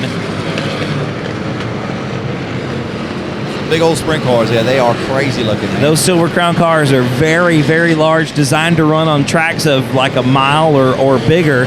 Some of those like the Springfield Mile or some of those other Midwestern tracks, those big, long, mile-long dirt tracks. It's what I wish Indy cars still were. Yes, pretty much.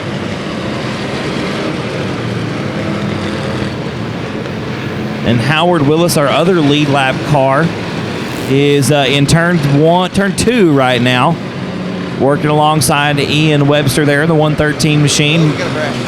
We've got a crash in turn 4. Looks like nope, there they are again. 142 and 408. 142 and 408. And we've got the 54 around at the bottom. Steve Hearn in car number 142. He gets his car backed up. The 408, he gets straightened back out.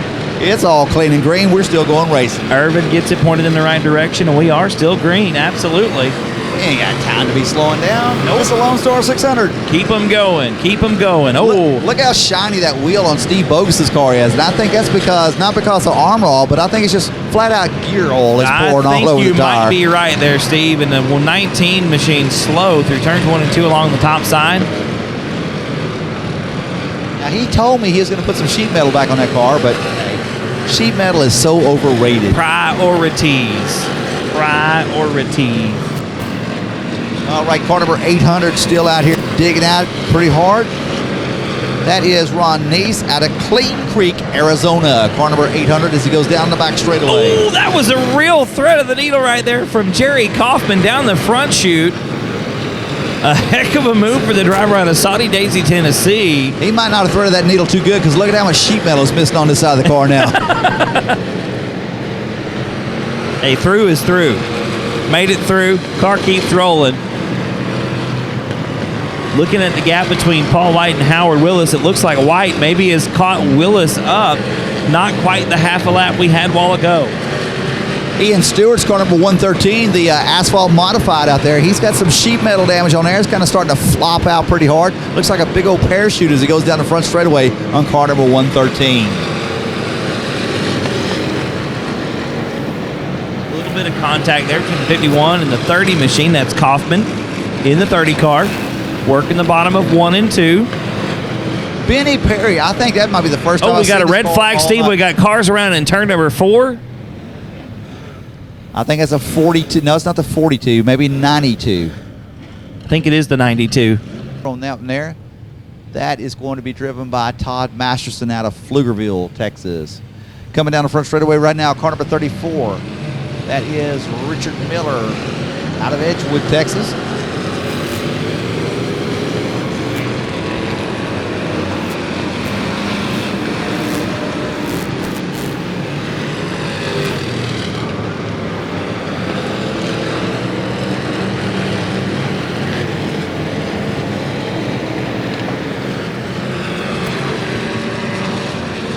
Back under green flag conditions. We do have a car stopped at the bottom of turn number 4. I think that's the 86. That car coming out of Cabot, Arkansas. 86, driven by Christopher Long in the 86 machine. Crossing the flag stand right now. There's one of your lead lap cars, Paul White. It's still Paul White and Howard Willis on the same lap. Paul White, I saw he might have picked up a little bit on Howard Willis. Where did Howard finish last night? He finished second, didn't he? Howard came across last night in 10th position. 10th, okay. Only 12 laps off the leaders. And what's impressive about that, you say 12 laps, that's 6 miles, Nick. It's a half-mile track. He's 12 laps off the pace. Howard was in the pit area at least 2 times last night for an extended period of time. Made up a lot of ground and came really close to cracking that top 5. Who were your top 10 from last night? Top 10 last night were James Reavis in the 43, Dean Abbey in the 1126. Both of those cars on the same lap. 300 laps complete. Tim Van Gotten came in 3rd last night with 298 done. AJ Dancer 4th with 296 complete. Dancer is out. He's gone. He and Corey Neal. Neal was top 5 last night. Corey Neal brought it home in 5th spot, 296 laps complete. Jack Barfield Jr., Sonny Hunt, and Todd Masterson. A 3-way tie, 6, 7, and 8 at 290 laps. Ethan Vance in the 13, also gone off the racetrack, I believe, 289. And Howard Willis rounded up the top 10 at 288 laps complete. You know, Sonny Hunt was really running good. He got into a little wreck, and honestly, I don't remember what happened, but I just saw him. He was off the pace, that he gets off the track, and he lost 10 laps. So great job for him, Sonny Hunt, car number 170. Absolutely. Sonny was one of our top cars for a very, very long time last night. We went and talked to him, I believe, at our midway point down there at lap 150. Another car coming up, the 16 machine, probably at the 200 mark right now or close to it. There's 007. Corey Neal. Got to be crossing that 200. Look at this. They're still coming 4 wide off of turn number 4. That's crazy. I mean, 200 laps into the race, 4 wide. If you could get 4 wide at your local Saturday night show, you would be excited. This is 4 wide all the way around the racetrack. Driving 4 wide. Man, that 43 car is loose. Rita's still hanging on to it. Several laps behind, I do believe. Don't think he's going to be in the running for that doubling up this evening, but still could come in depending on where he's at, still could get the best overall finish, and that would net him $15,000 plus whatever he wins for his position. Got 10 grand last night in the pocket. And once again, that best average finish over the 2 nights will net you another $5,000. You know, we got a couple of pickups that have been out there. The A-Truck, I think they said he hurt his arm maybe. Let's see, who was that? That was Dale Abshire out of Beaumont, Texas. The 55 truck of Riddle, I haven't seen him out there in a while, but there goes the 1126. Now, you said he finished up there good last night, right? Dean Abbey was second last night, was on the lead lap. It came down to he and James Reavis. They were both on that 300 mark. And you know what, honestly, I don't even remember that truck running that strong last night. I really do not. But look at him. He's passing cars right now like crazy. You know, that's what's crazy about this kind of racing is we might not know everything that's going on the racetrack right now. And then you look, and a car that you might think was behind is right there towards the front. Okay, Dean Abbey, car number 1126. Yes, sir. He's passed probably 12 cars since we've been talking about him. And he's back out in open air. So, you know, once you get there, you can really make up some ground. Howard Willis, one of your lead lap cars, getting stuck behind some slower traffic. We just talked about that open air. That's just ground that Paul White doesn't have to make up. And now, only one set of corners. Willis coming out of turn 2, Paul White entering turn number 1. Only about a straightaway and a half. Well, a straightaway and maybe a corner, really. Oh, Willis into the wall. Willis into the wall, just as I say that, Your Howard leader. Willis. He might, it's hard to say. He might have a low tire on that right rear. It was a good lick to that outside retaining wall at turn number 4. That's where the bottleneck happens. You can see where the groove is on the racetrack, where the actual racing surface is. Devils Bowl very wide through turns 1 and 2 and down the back chute. Into 3 starts to bottleneck a little bit, and coming out of turn 4, things really get close. There's some oil on the tracker zone, man. There's cars sliding everywhere right now. There's a lot of oil out there on the track, believe me. But it looks like some fresh oil that's down there. You can see it all down the front straightaway here into turn number 1. Definitely a dark line. Yeah, we've got 2 lines of oil there. We had one earlier laid down, but I see exactly what you're talking about, Steve, kind of towards the high side of the racetrack. I think that's what got Howard Willis a while ago as he come out of, you can see the oil line as it comes out of turn number 4 there. Oh, God. That was almost ugly. That was the 800 machine. Did you see that, Steve? That was almost bad. 43 is pulling off the track. Reavis, he looks like he's got a front end problem, right front tire problem. So Reavis is going to head back to the pit area in car number 43. I think that's the first time I've seen that car off the track. I think you're right, Steve, and that's a tough break. That was last night's winner. You see Jack Barfield Jr. crossing 200. Let's see where we're at. Car number 281 still out there and doing really well. That's Joe Spillman in the 281 machine, your promoter at 281 Speedway. He was off the track for quite a few laps, parked out the infield. I don't know what they were working on, but it took a while to get him back out here on the track. Well, last night, Joe had an ignition coil go bad on the 281 machine, and that's what sidelined him early on. And that's one of those cars we talk about, those cars that are just kind of slapped together with all kinds of Frankenstein parts. Well, Joe's car is one of those cars right now tonight. All right, the 191 is slow down the front straightaway. Oh, right in front of your leader. 191 trying to exit, and he almost takes Benjamin out of here. Well, 191, he's trying to get off the track, and he can't get out of there. And you have to exit out where you're supposed to exit out. 191 machine, that's a new car with us tonight. That driver may just try to, yep, he stopped at the top of turn number 2. That's Ryan Anderson out of Mansfield, Texas. Now, a couple of these truck cars out here have changed cars because their cars were tore up so bad from last night. Yes. 39's back out there minus a bunch of sheet metal, and he gets bumped by the 16 car. He's going to keep it on going there. The 39 car, that is Troy Batson out of Wichita, Kansas.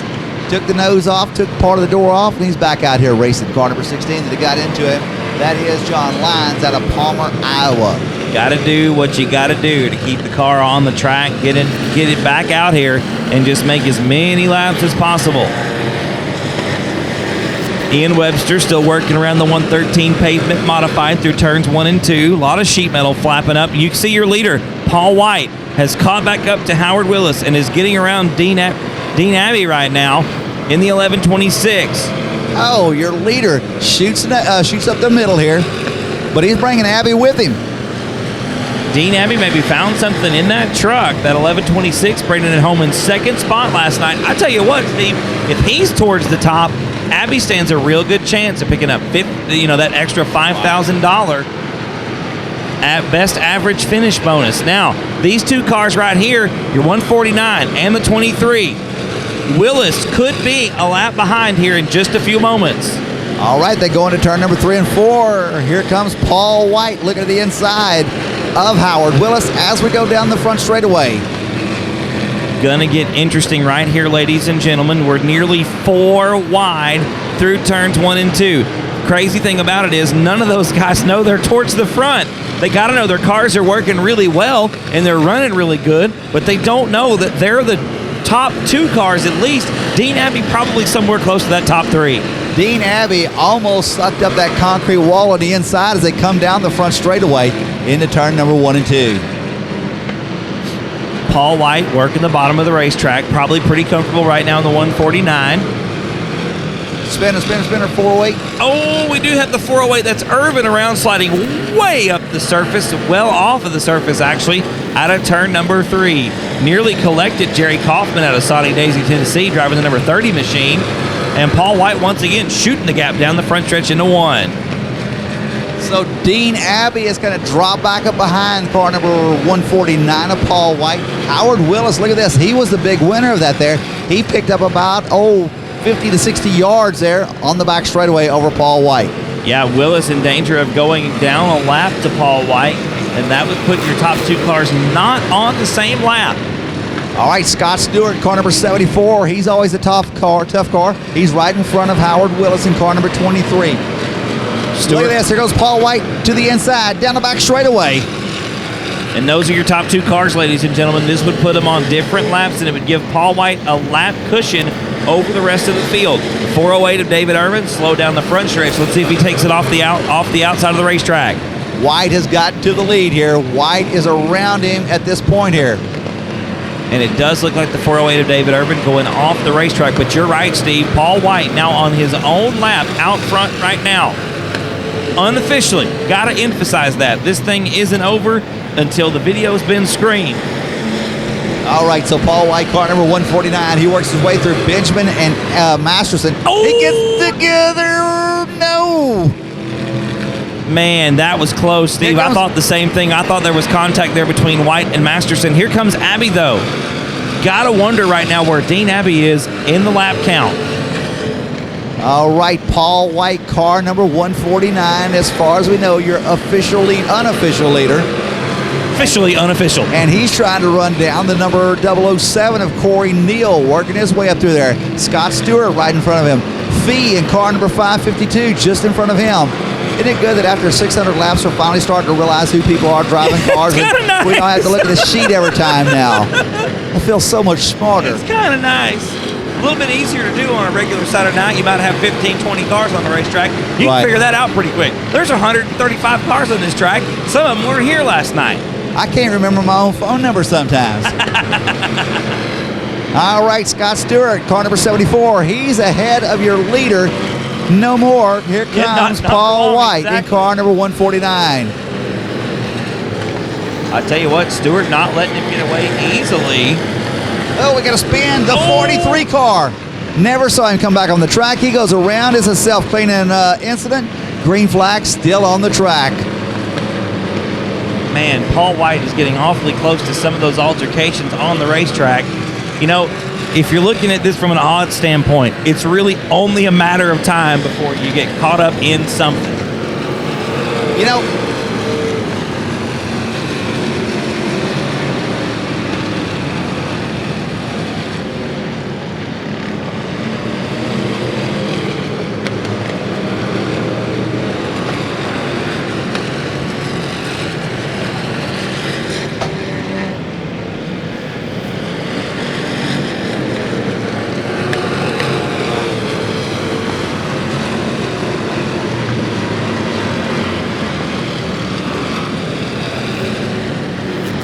see where we're at right now. Mark Warren, car number 29, go down the front straightaway. He has got, lots of oil on the track floor now. The 281 car, 281 Speedway Special. The Frankenstein, you said, got all kinds of parts in that thing. Vanderveer, he's pulling off the track here. Car number 34, he's pulling off the track as well. And at 34 is Richard Miller taking him back to the pit area. The 812 is Nick Vandiver. Like you said, there's Howard Willis getting into some traffic there at the bottom of turn number 1 out of turn 2. Hey, that is Vanderveer, not Vandiver. I thought it was Vandiver. It's Vanderveer. I think I finally figured out why I like the looks of that 149 car. It looks like an old Pinto station wagon. You remember those? Yes, I do. That is a Pinto station wagon if I ever seen one. Paul White, like we said earlier, we believe unofficially, unofficial, your race leader at the moment in the 149. Ian Webster, car number 113, is pulled to the infield. He's been a front-running car here. He's in the infield right now at his pit area. Tough break for Webster. That 113, the pavement modified with a wing on top, has been a quick car all of tonight. Don't think Webster was here with us last night, but quick all night long tonight. Unfortunately, in the pit area right now, losing precious time and precious laps. Oh man, there's just so much going on the track right now. Car number 1957, Casey Fielding, goes by us in out of Fort Worth, Texas. The 192 car on the back straightaway, Blessington, out of Iowa. Man, that car it's fast continually. Absolutely. Brian Blessington out of Breda, Iowa, was one of our early race leaders out towards the front last night. Blessington bringing it home in 25th position, 267 laps complete. Now that is with a fuel cell that's coming apart, and the foam that it broke down and was going through the fuel filter. So imagine, we got to spin. It's 408. He's around backwards, sitting in the tire. It is Irvin again. We're going to get a red light on that one, I'm sure. I would think you're right there, Steve. He's facing the traffic. I'm not even sure they can even see him.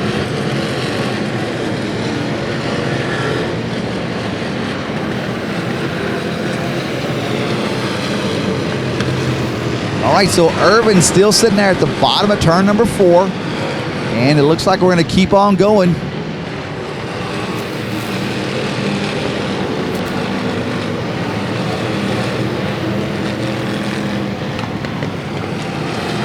All right, let's go back here, try to find our unofficial official leader car, number 149, Paul White. He's going off into turn number 1 and 2.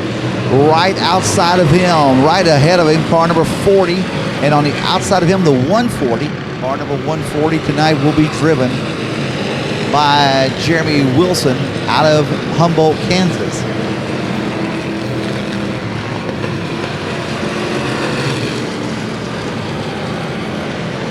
Still trying to get the 408 machine. Irvin just sitting there at the bottom of turn number 4, trying to find a good time to pull out, and there's not really a good one. And Vandiver back on the racetrack in the 812 machine, that old IROC Camaro.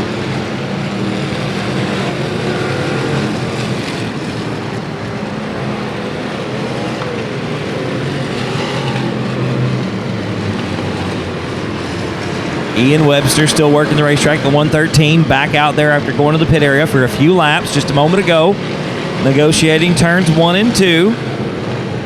Got that pavement modified, rocking and rolling down the backstretch into turn number 3, coming up real close to Corey Neal. Only 2 cars between him. It's Tommy Garral in the 01T and the 69 of Todd Masterson out of Pflugerville. All right, so Howard Willis, car number 23.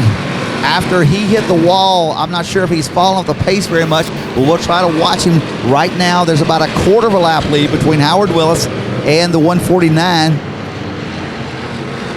Right there down the front stretch, it's Paul White. Remember, they're on different laps. They were on the same lap. White caught Willis back up, made the move, and got around him. So about a lap and a quarter right now between who we believe officially unofficial are your top 2 cars. The 74 car looks awful fast. That's Scott Stewart. He's looking to the inside of Howard Willis as they go through turns number 3 and 4 right now. Check out the sheet metal on Jerry Kaufman's car number 30. It's blowing up in the air. Blowing up on that left side. I do believe that happened. We saw him split the difference between a couple cars earlier.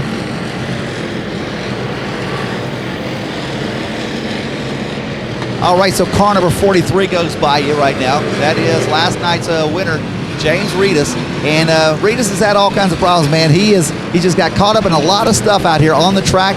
And fortunately, he's been able to continue on as much as possible.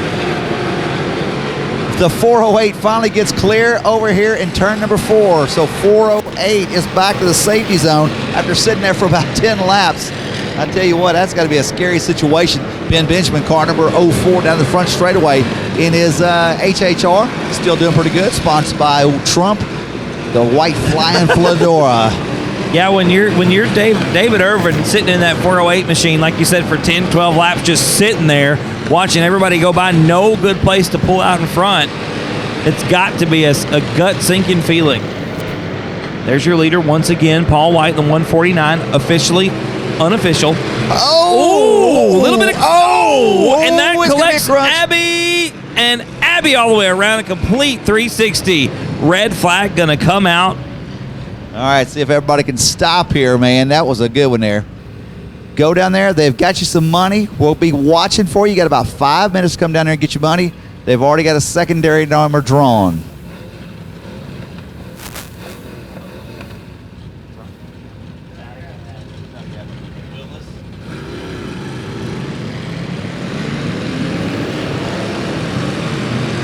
So Howard Willis, ladies and gentlemen, we're just hearing over the radio, running out of fuel. One of your potential top cars runs out of gas. All right, they are throwing the hood off. There are people running inside the trailer right now.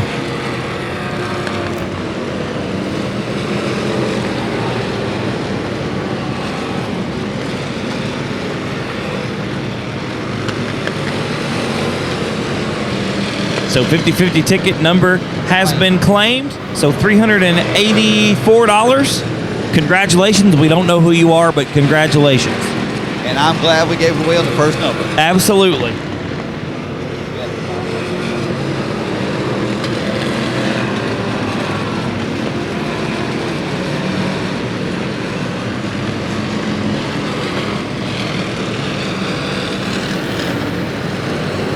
So still watching your leader, Paul White, the 149, coming into turn number 1 into some tight quarters there with the 134. That's Scott Stubbs out of Bastrop, Texas.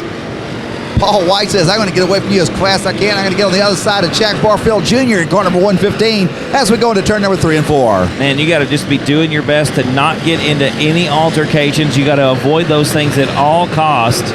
All right, Paul White, car number 149, coming up on Blessington in car number 192 as they go into turn number 1 and 2.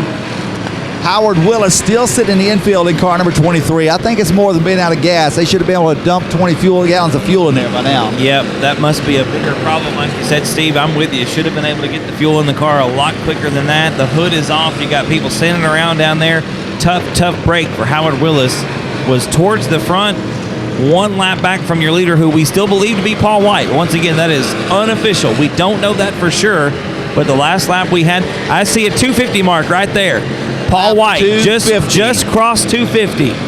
So 50 laps to go with the Lone Star 600 drive out here at Devils Bowl Speedway here on Race On Texas. Having a great time out here. Tell you what, you need to plan on being here for this one next year. Car number 34 looks like he might be blowing up. Lots of smoke coming off of him.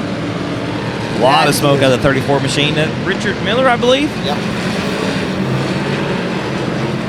Oh, 54 just squeezed the snot out of the 117.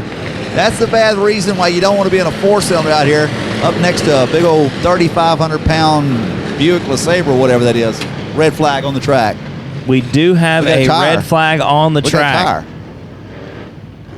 Got a tire rolling here with no car hooked to it. Satan Saturn is back out there. Terry Brooks driving that thing down there at the bottom of the front stretch.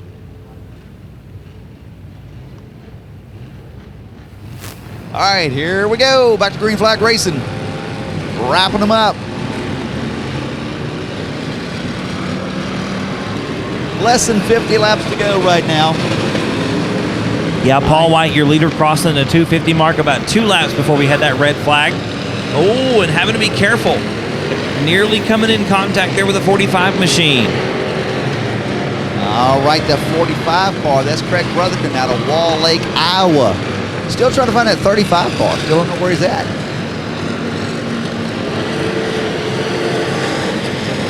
He's got to be out there on the track. He's in second place.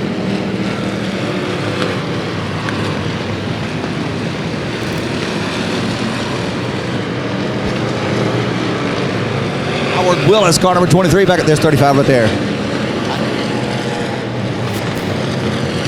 Howard Willis driving the 23, back out there on the racetrack. A few laps down now after that last stop.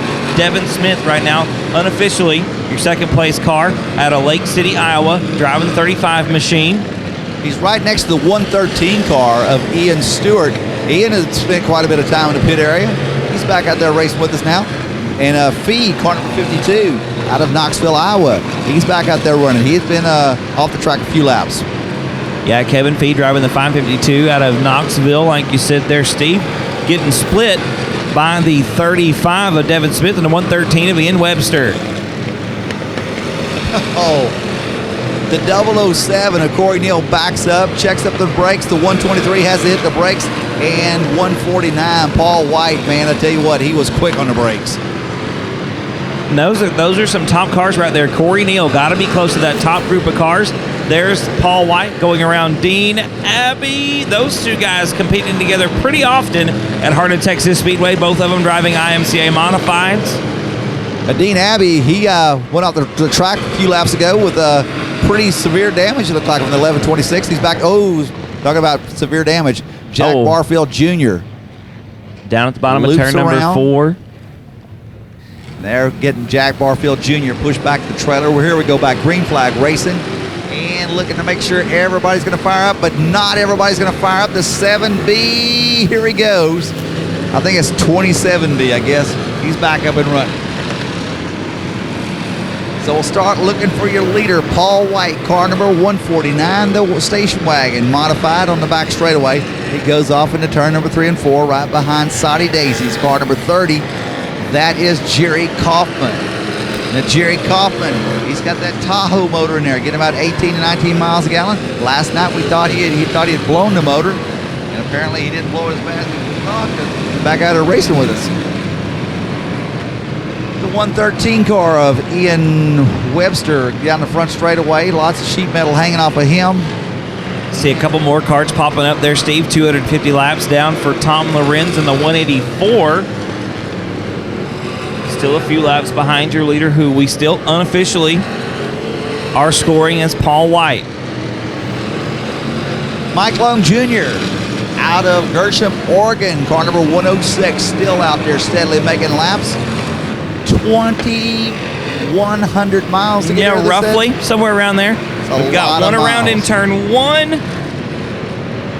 Trying to move, trying to get out of the way. That's a 693. That was our pole setter tonight. Juan gets it pointed back in the right direction. But we're going to stay green. Look at the 47. That thing gets wrinkled up more, I think, every lap. But I tell you what, he's making lots of laps out here. Car number 47, Michael out of Dayton, Tennessee. There's some more crossing the 250 mark. Looks like Howard Willis finally crossing that 250 lap marker there. Several laps back after that last stint in the pit area. Tough break for Howard in the 23W. All right, car number 92, I believe he was the leader for lap number 1 tonight. That is Harry Haranis out of Sunnyvale, Texas. Back on the track. He's had many laps in the pit area, I believe.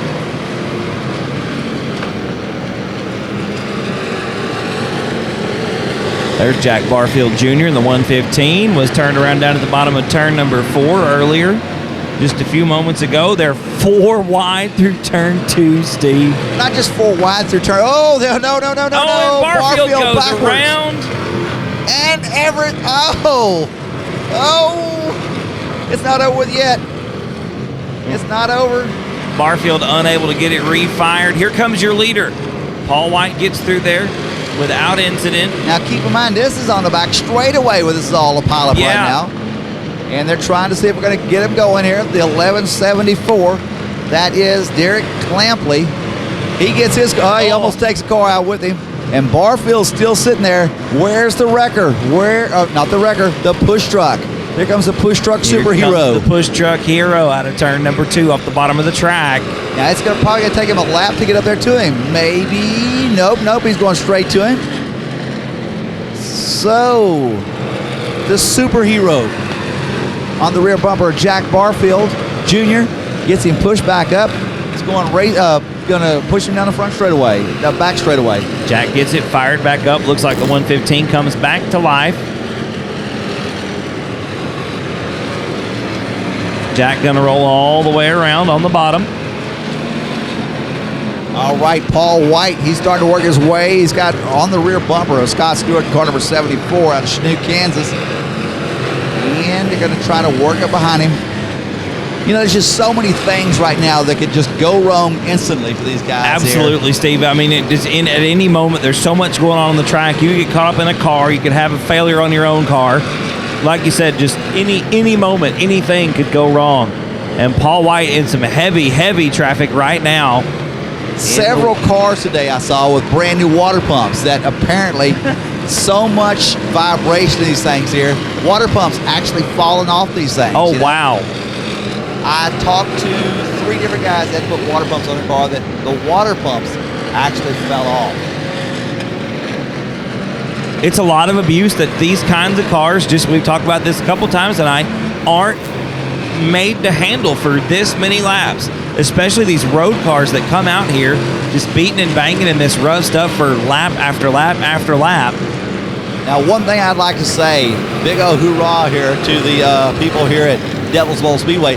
Last night, coming off of turn number 4, that track got beat up pretty rough. It is smooth. It looks smooth.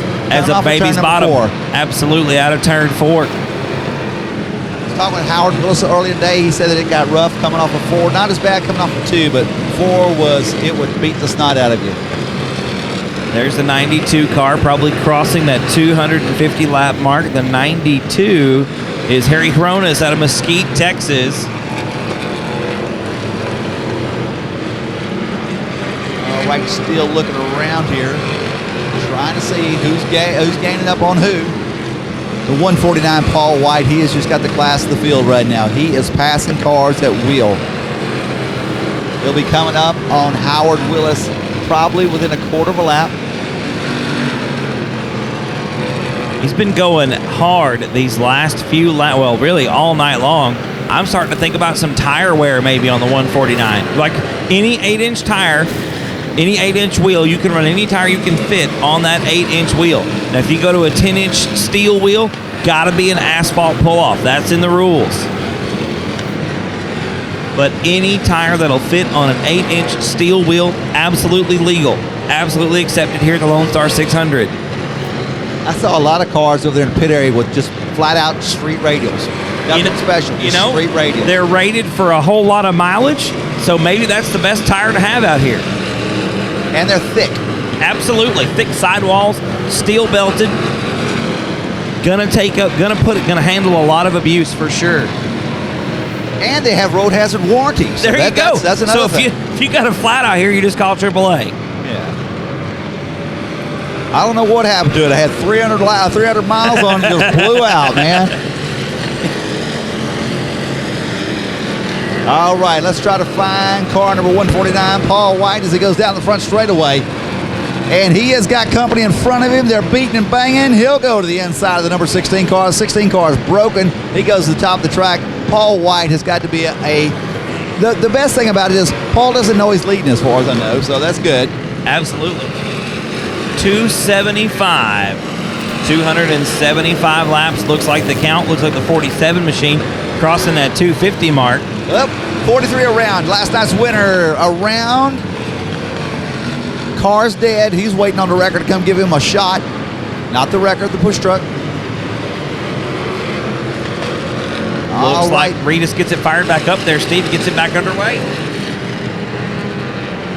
You know who's not out there? 007, Corey Neal. Don't see him out there anywhere. You're right. I missed that exit.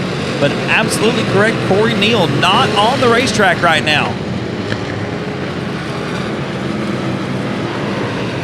All right, so they're still going 3 and 4 wide. We're getting close to being down to a dirt track Saturday night, 20 lap. They're even flashing the strobe lights at the airport for us now. That's how cool. The airport is even a part of this area. The guy over there in the flight tower, he's starting to like it, I guess. There you go. He's saying, I want my windsock back. Right. Yeah, that right now is strapped to the 73 car of Tim Belgaard. Looking for Tim right now on the racetrack. Tim was third last night. 298 laps complete, but I don't see Tim on the racetrack, Steve. There's a lot of cars that aren't out there right now, but there's still a lot of cars that are out there. The 74 of Stewart is out there on the racetrack right now, but no, Tim Belgaard, third place car last night out of Chanute, Kansas, not on the racetrack. At the drivers' meeting a while ago, Brad Dixon said that next year, the wings on the rear of a car, if you have a rear spoiler, it has to be see-through. You will not be able to be a solid wing because it just makes it to where you can see further ahead down the track. So you will have to be able to see through the cars. You know, this is a constant change-up trying to make the car safer and better, and that's purely a safety aspect. You have to be able to see what's ahead of you. Absolutely.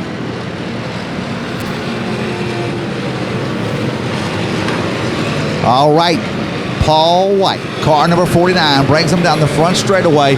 He is your current leader driving that Pinto, car number 149, the Pinto wagon. And he is, let's see, who is... Stewart goes down the front straightaway in car number 74. Reavis in car number 43. Now, once again, I'm curious as to where James Reavis going to finish tonight, because he stands a good chance to bring home that best average finish with a win last night.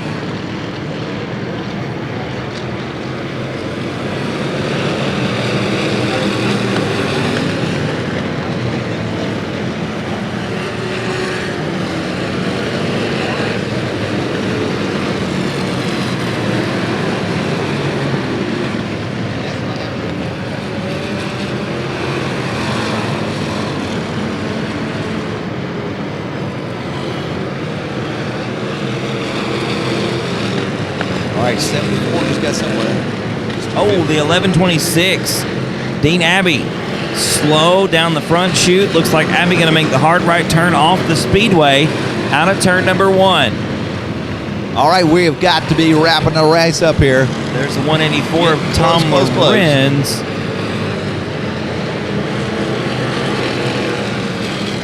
Got to be getting close, like you said, Steve, to that 300 lap mark.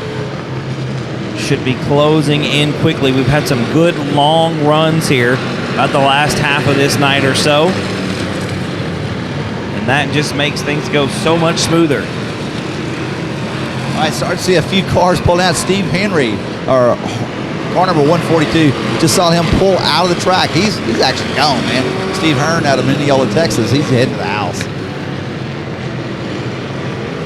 All right, Paul White down there at the bottom of the track trying to get around some more traffic. Got a big group of cars ahead of him right now. Steve, we got a slow car at the top.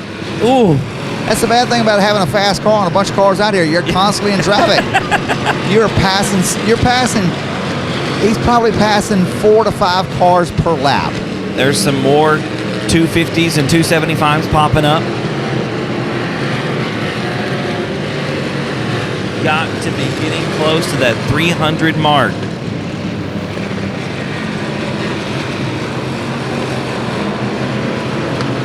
So I was over there talking to listen to the drivers meeting, and one of the things is that you don't want these guys to know where you're currently at, because then it becomes a thing of we'll just make them a target.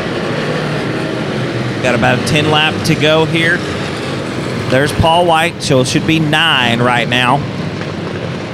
So start watching your flagman. We're getting close to wrapping this one here up. The Lone Star 600 at Devils Bowl Speedway 2017, your 4th annual Lone Star 600. Once again, your leader, Paul White, coming into some lap traffic. Smoke. We got a fire. We got a fire on the front straightaway here. A lot of backfiring coming out of the 01T. That's Tommy Garral driving the 01 machine. Gonna light him up. He's gonna get off the track. We got a fire. He needs to get to a fire truck here. Tommy trying to pull the 01 machine down off the apron. And our four-wheelers are trying to rush to him as soon as they can find him. He's on the back straightaway. We got a spinner over there in turn number 1. The 39 car goes around in turn number 3. Troy Batson around, and he's still sitting there in turn number 3. Gonna watch your leader here. White with a good head of steam coming into turn 3, gets to the bottom of the racetrack. The fire truck is to the car in the infield that was on fire. Vanderveer, car number 812, slow. Oh, we got 2 spins. 34 around. Everybody's still going. Push truck trying to get there as quickly as possible. Your leader, Paul White, now down the backstretch into turn 3. Got to remember that car is there. He's making his way to the bottom of the racetrack on that side. Look how fast that push truck is going, man. He is getting it. And that's not no lightweight truck neither. That's a three-quarter ton Ford pickup truck. Absolutely, Steve. That's a hoss of a pickup. All right, watch this how fast he's going to come around here on the 39 car. Get up to his rear bumper. Troy Batson out of Wichita, Kansas. Gets up there, puts the front bumper to the rear bumper. Hey, guys, let's get out of here. It's time to go. No, seriously, it's time to go. Looks like some problems there for the 39. I don't think it's going to be able to be pushed off the racetrack. He's in reverse mode right now. We may be getting a red light here in a moment. We should be getting close to that 300 mark. Hey, the checkered flag is in your flagman's hand. We're awful close. There's Paul White. There's your leader. 149 just crossing the start-finish line. Got to be getting close to that 300 lap mark. Something is wrong with the wrecker on the back straightaway. Not one to push. He's in reverse right now. See, the reverse light's on right now.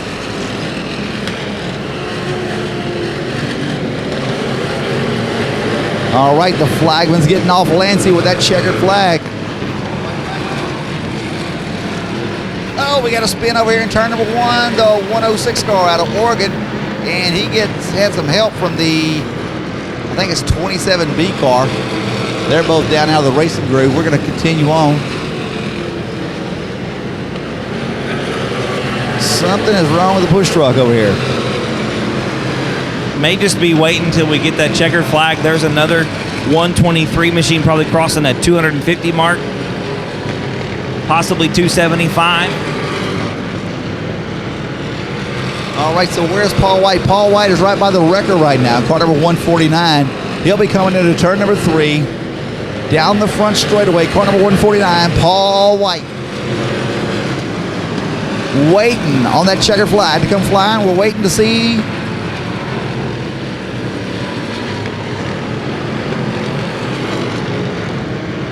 Oh, man, I tell you what, it's getting busy on the back straightaway. Look at this, how they all squeeze down there real nice. Everybody's playing sweet. Yep, everybody trying to stay away from that push truck there. Do not know what's wrong with the push truck. I mean, I don't think there's. I really think they may just be waiting there until the checker flag comes out. All right, waiting to see the crew for car number 149 to hold up their flag, saying they are at lap 300. Got to be coming up soon here, Steve. I would imagine, if not this lap, then maybe the next one. One more lap in the books. Brad Dixon is. Hey, there 300 it is. laps. 149. We have got a winner. Paul White, car number 149 is your winner. Paul White out of Waco, Texas. Sponsored by Craft Master, Powder Coating, Texas Brake and Clutch, and Auto Works. All right, now everybody has to stop right there. Stop, stop, stop, stop, stop, stop, stop. Stop. There we go. All right. So, it's an unofficial win right now. They will go back and they will review the video up here. They have been videoing every lap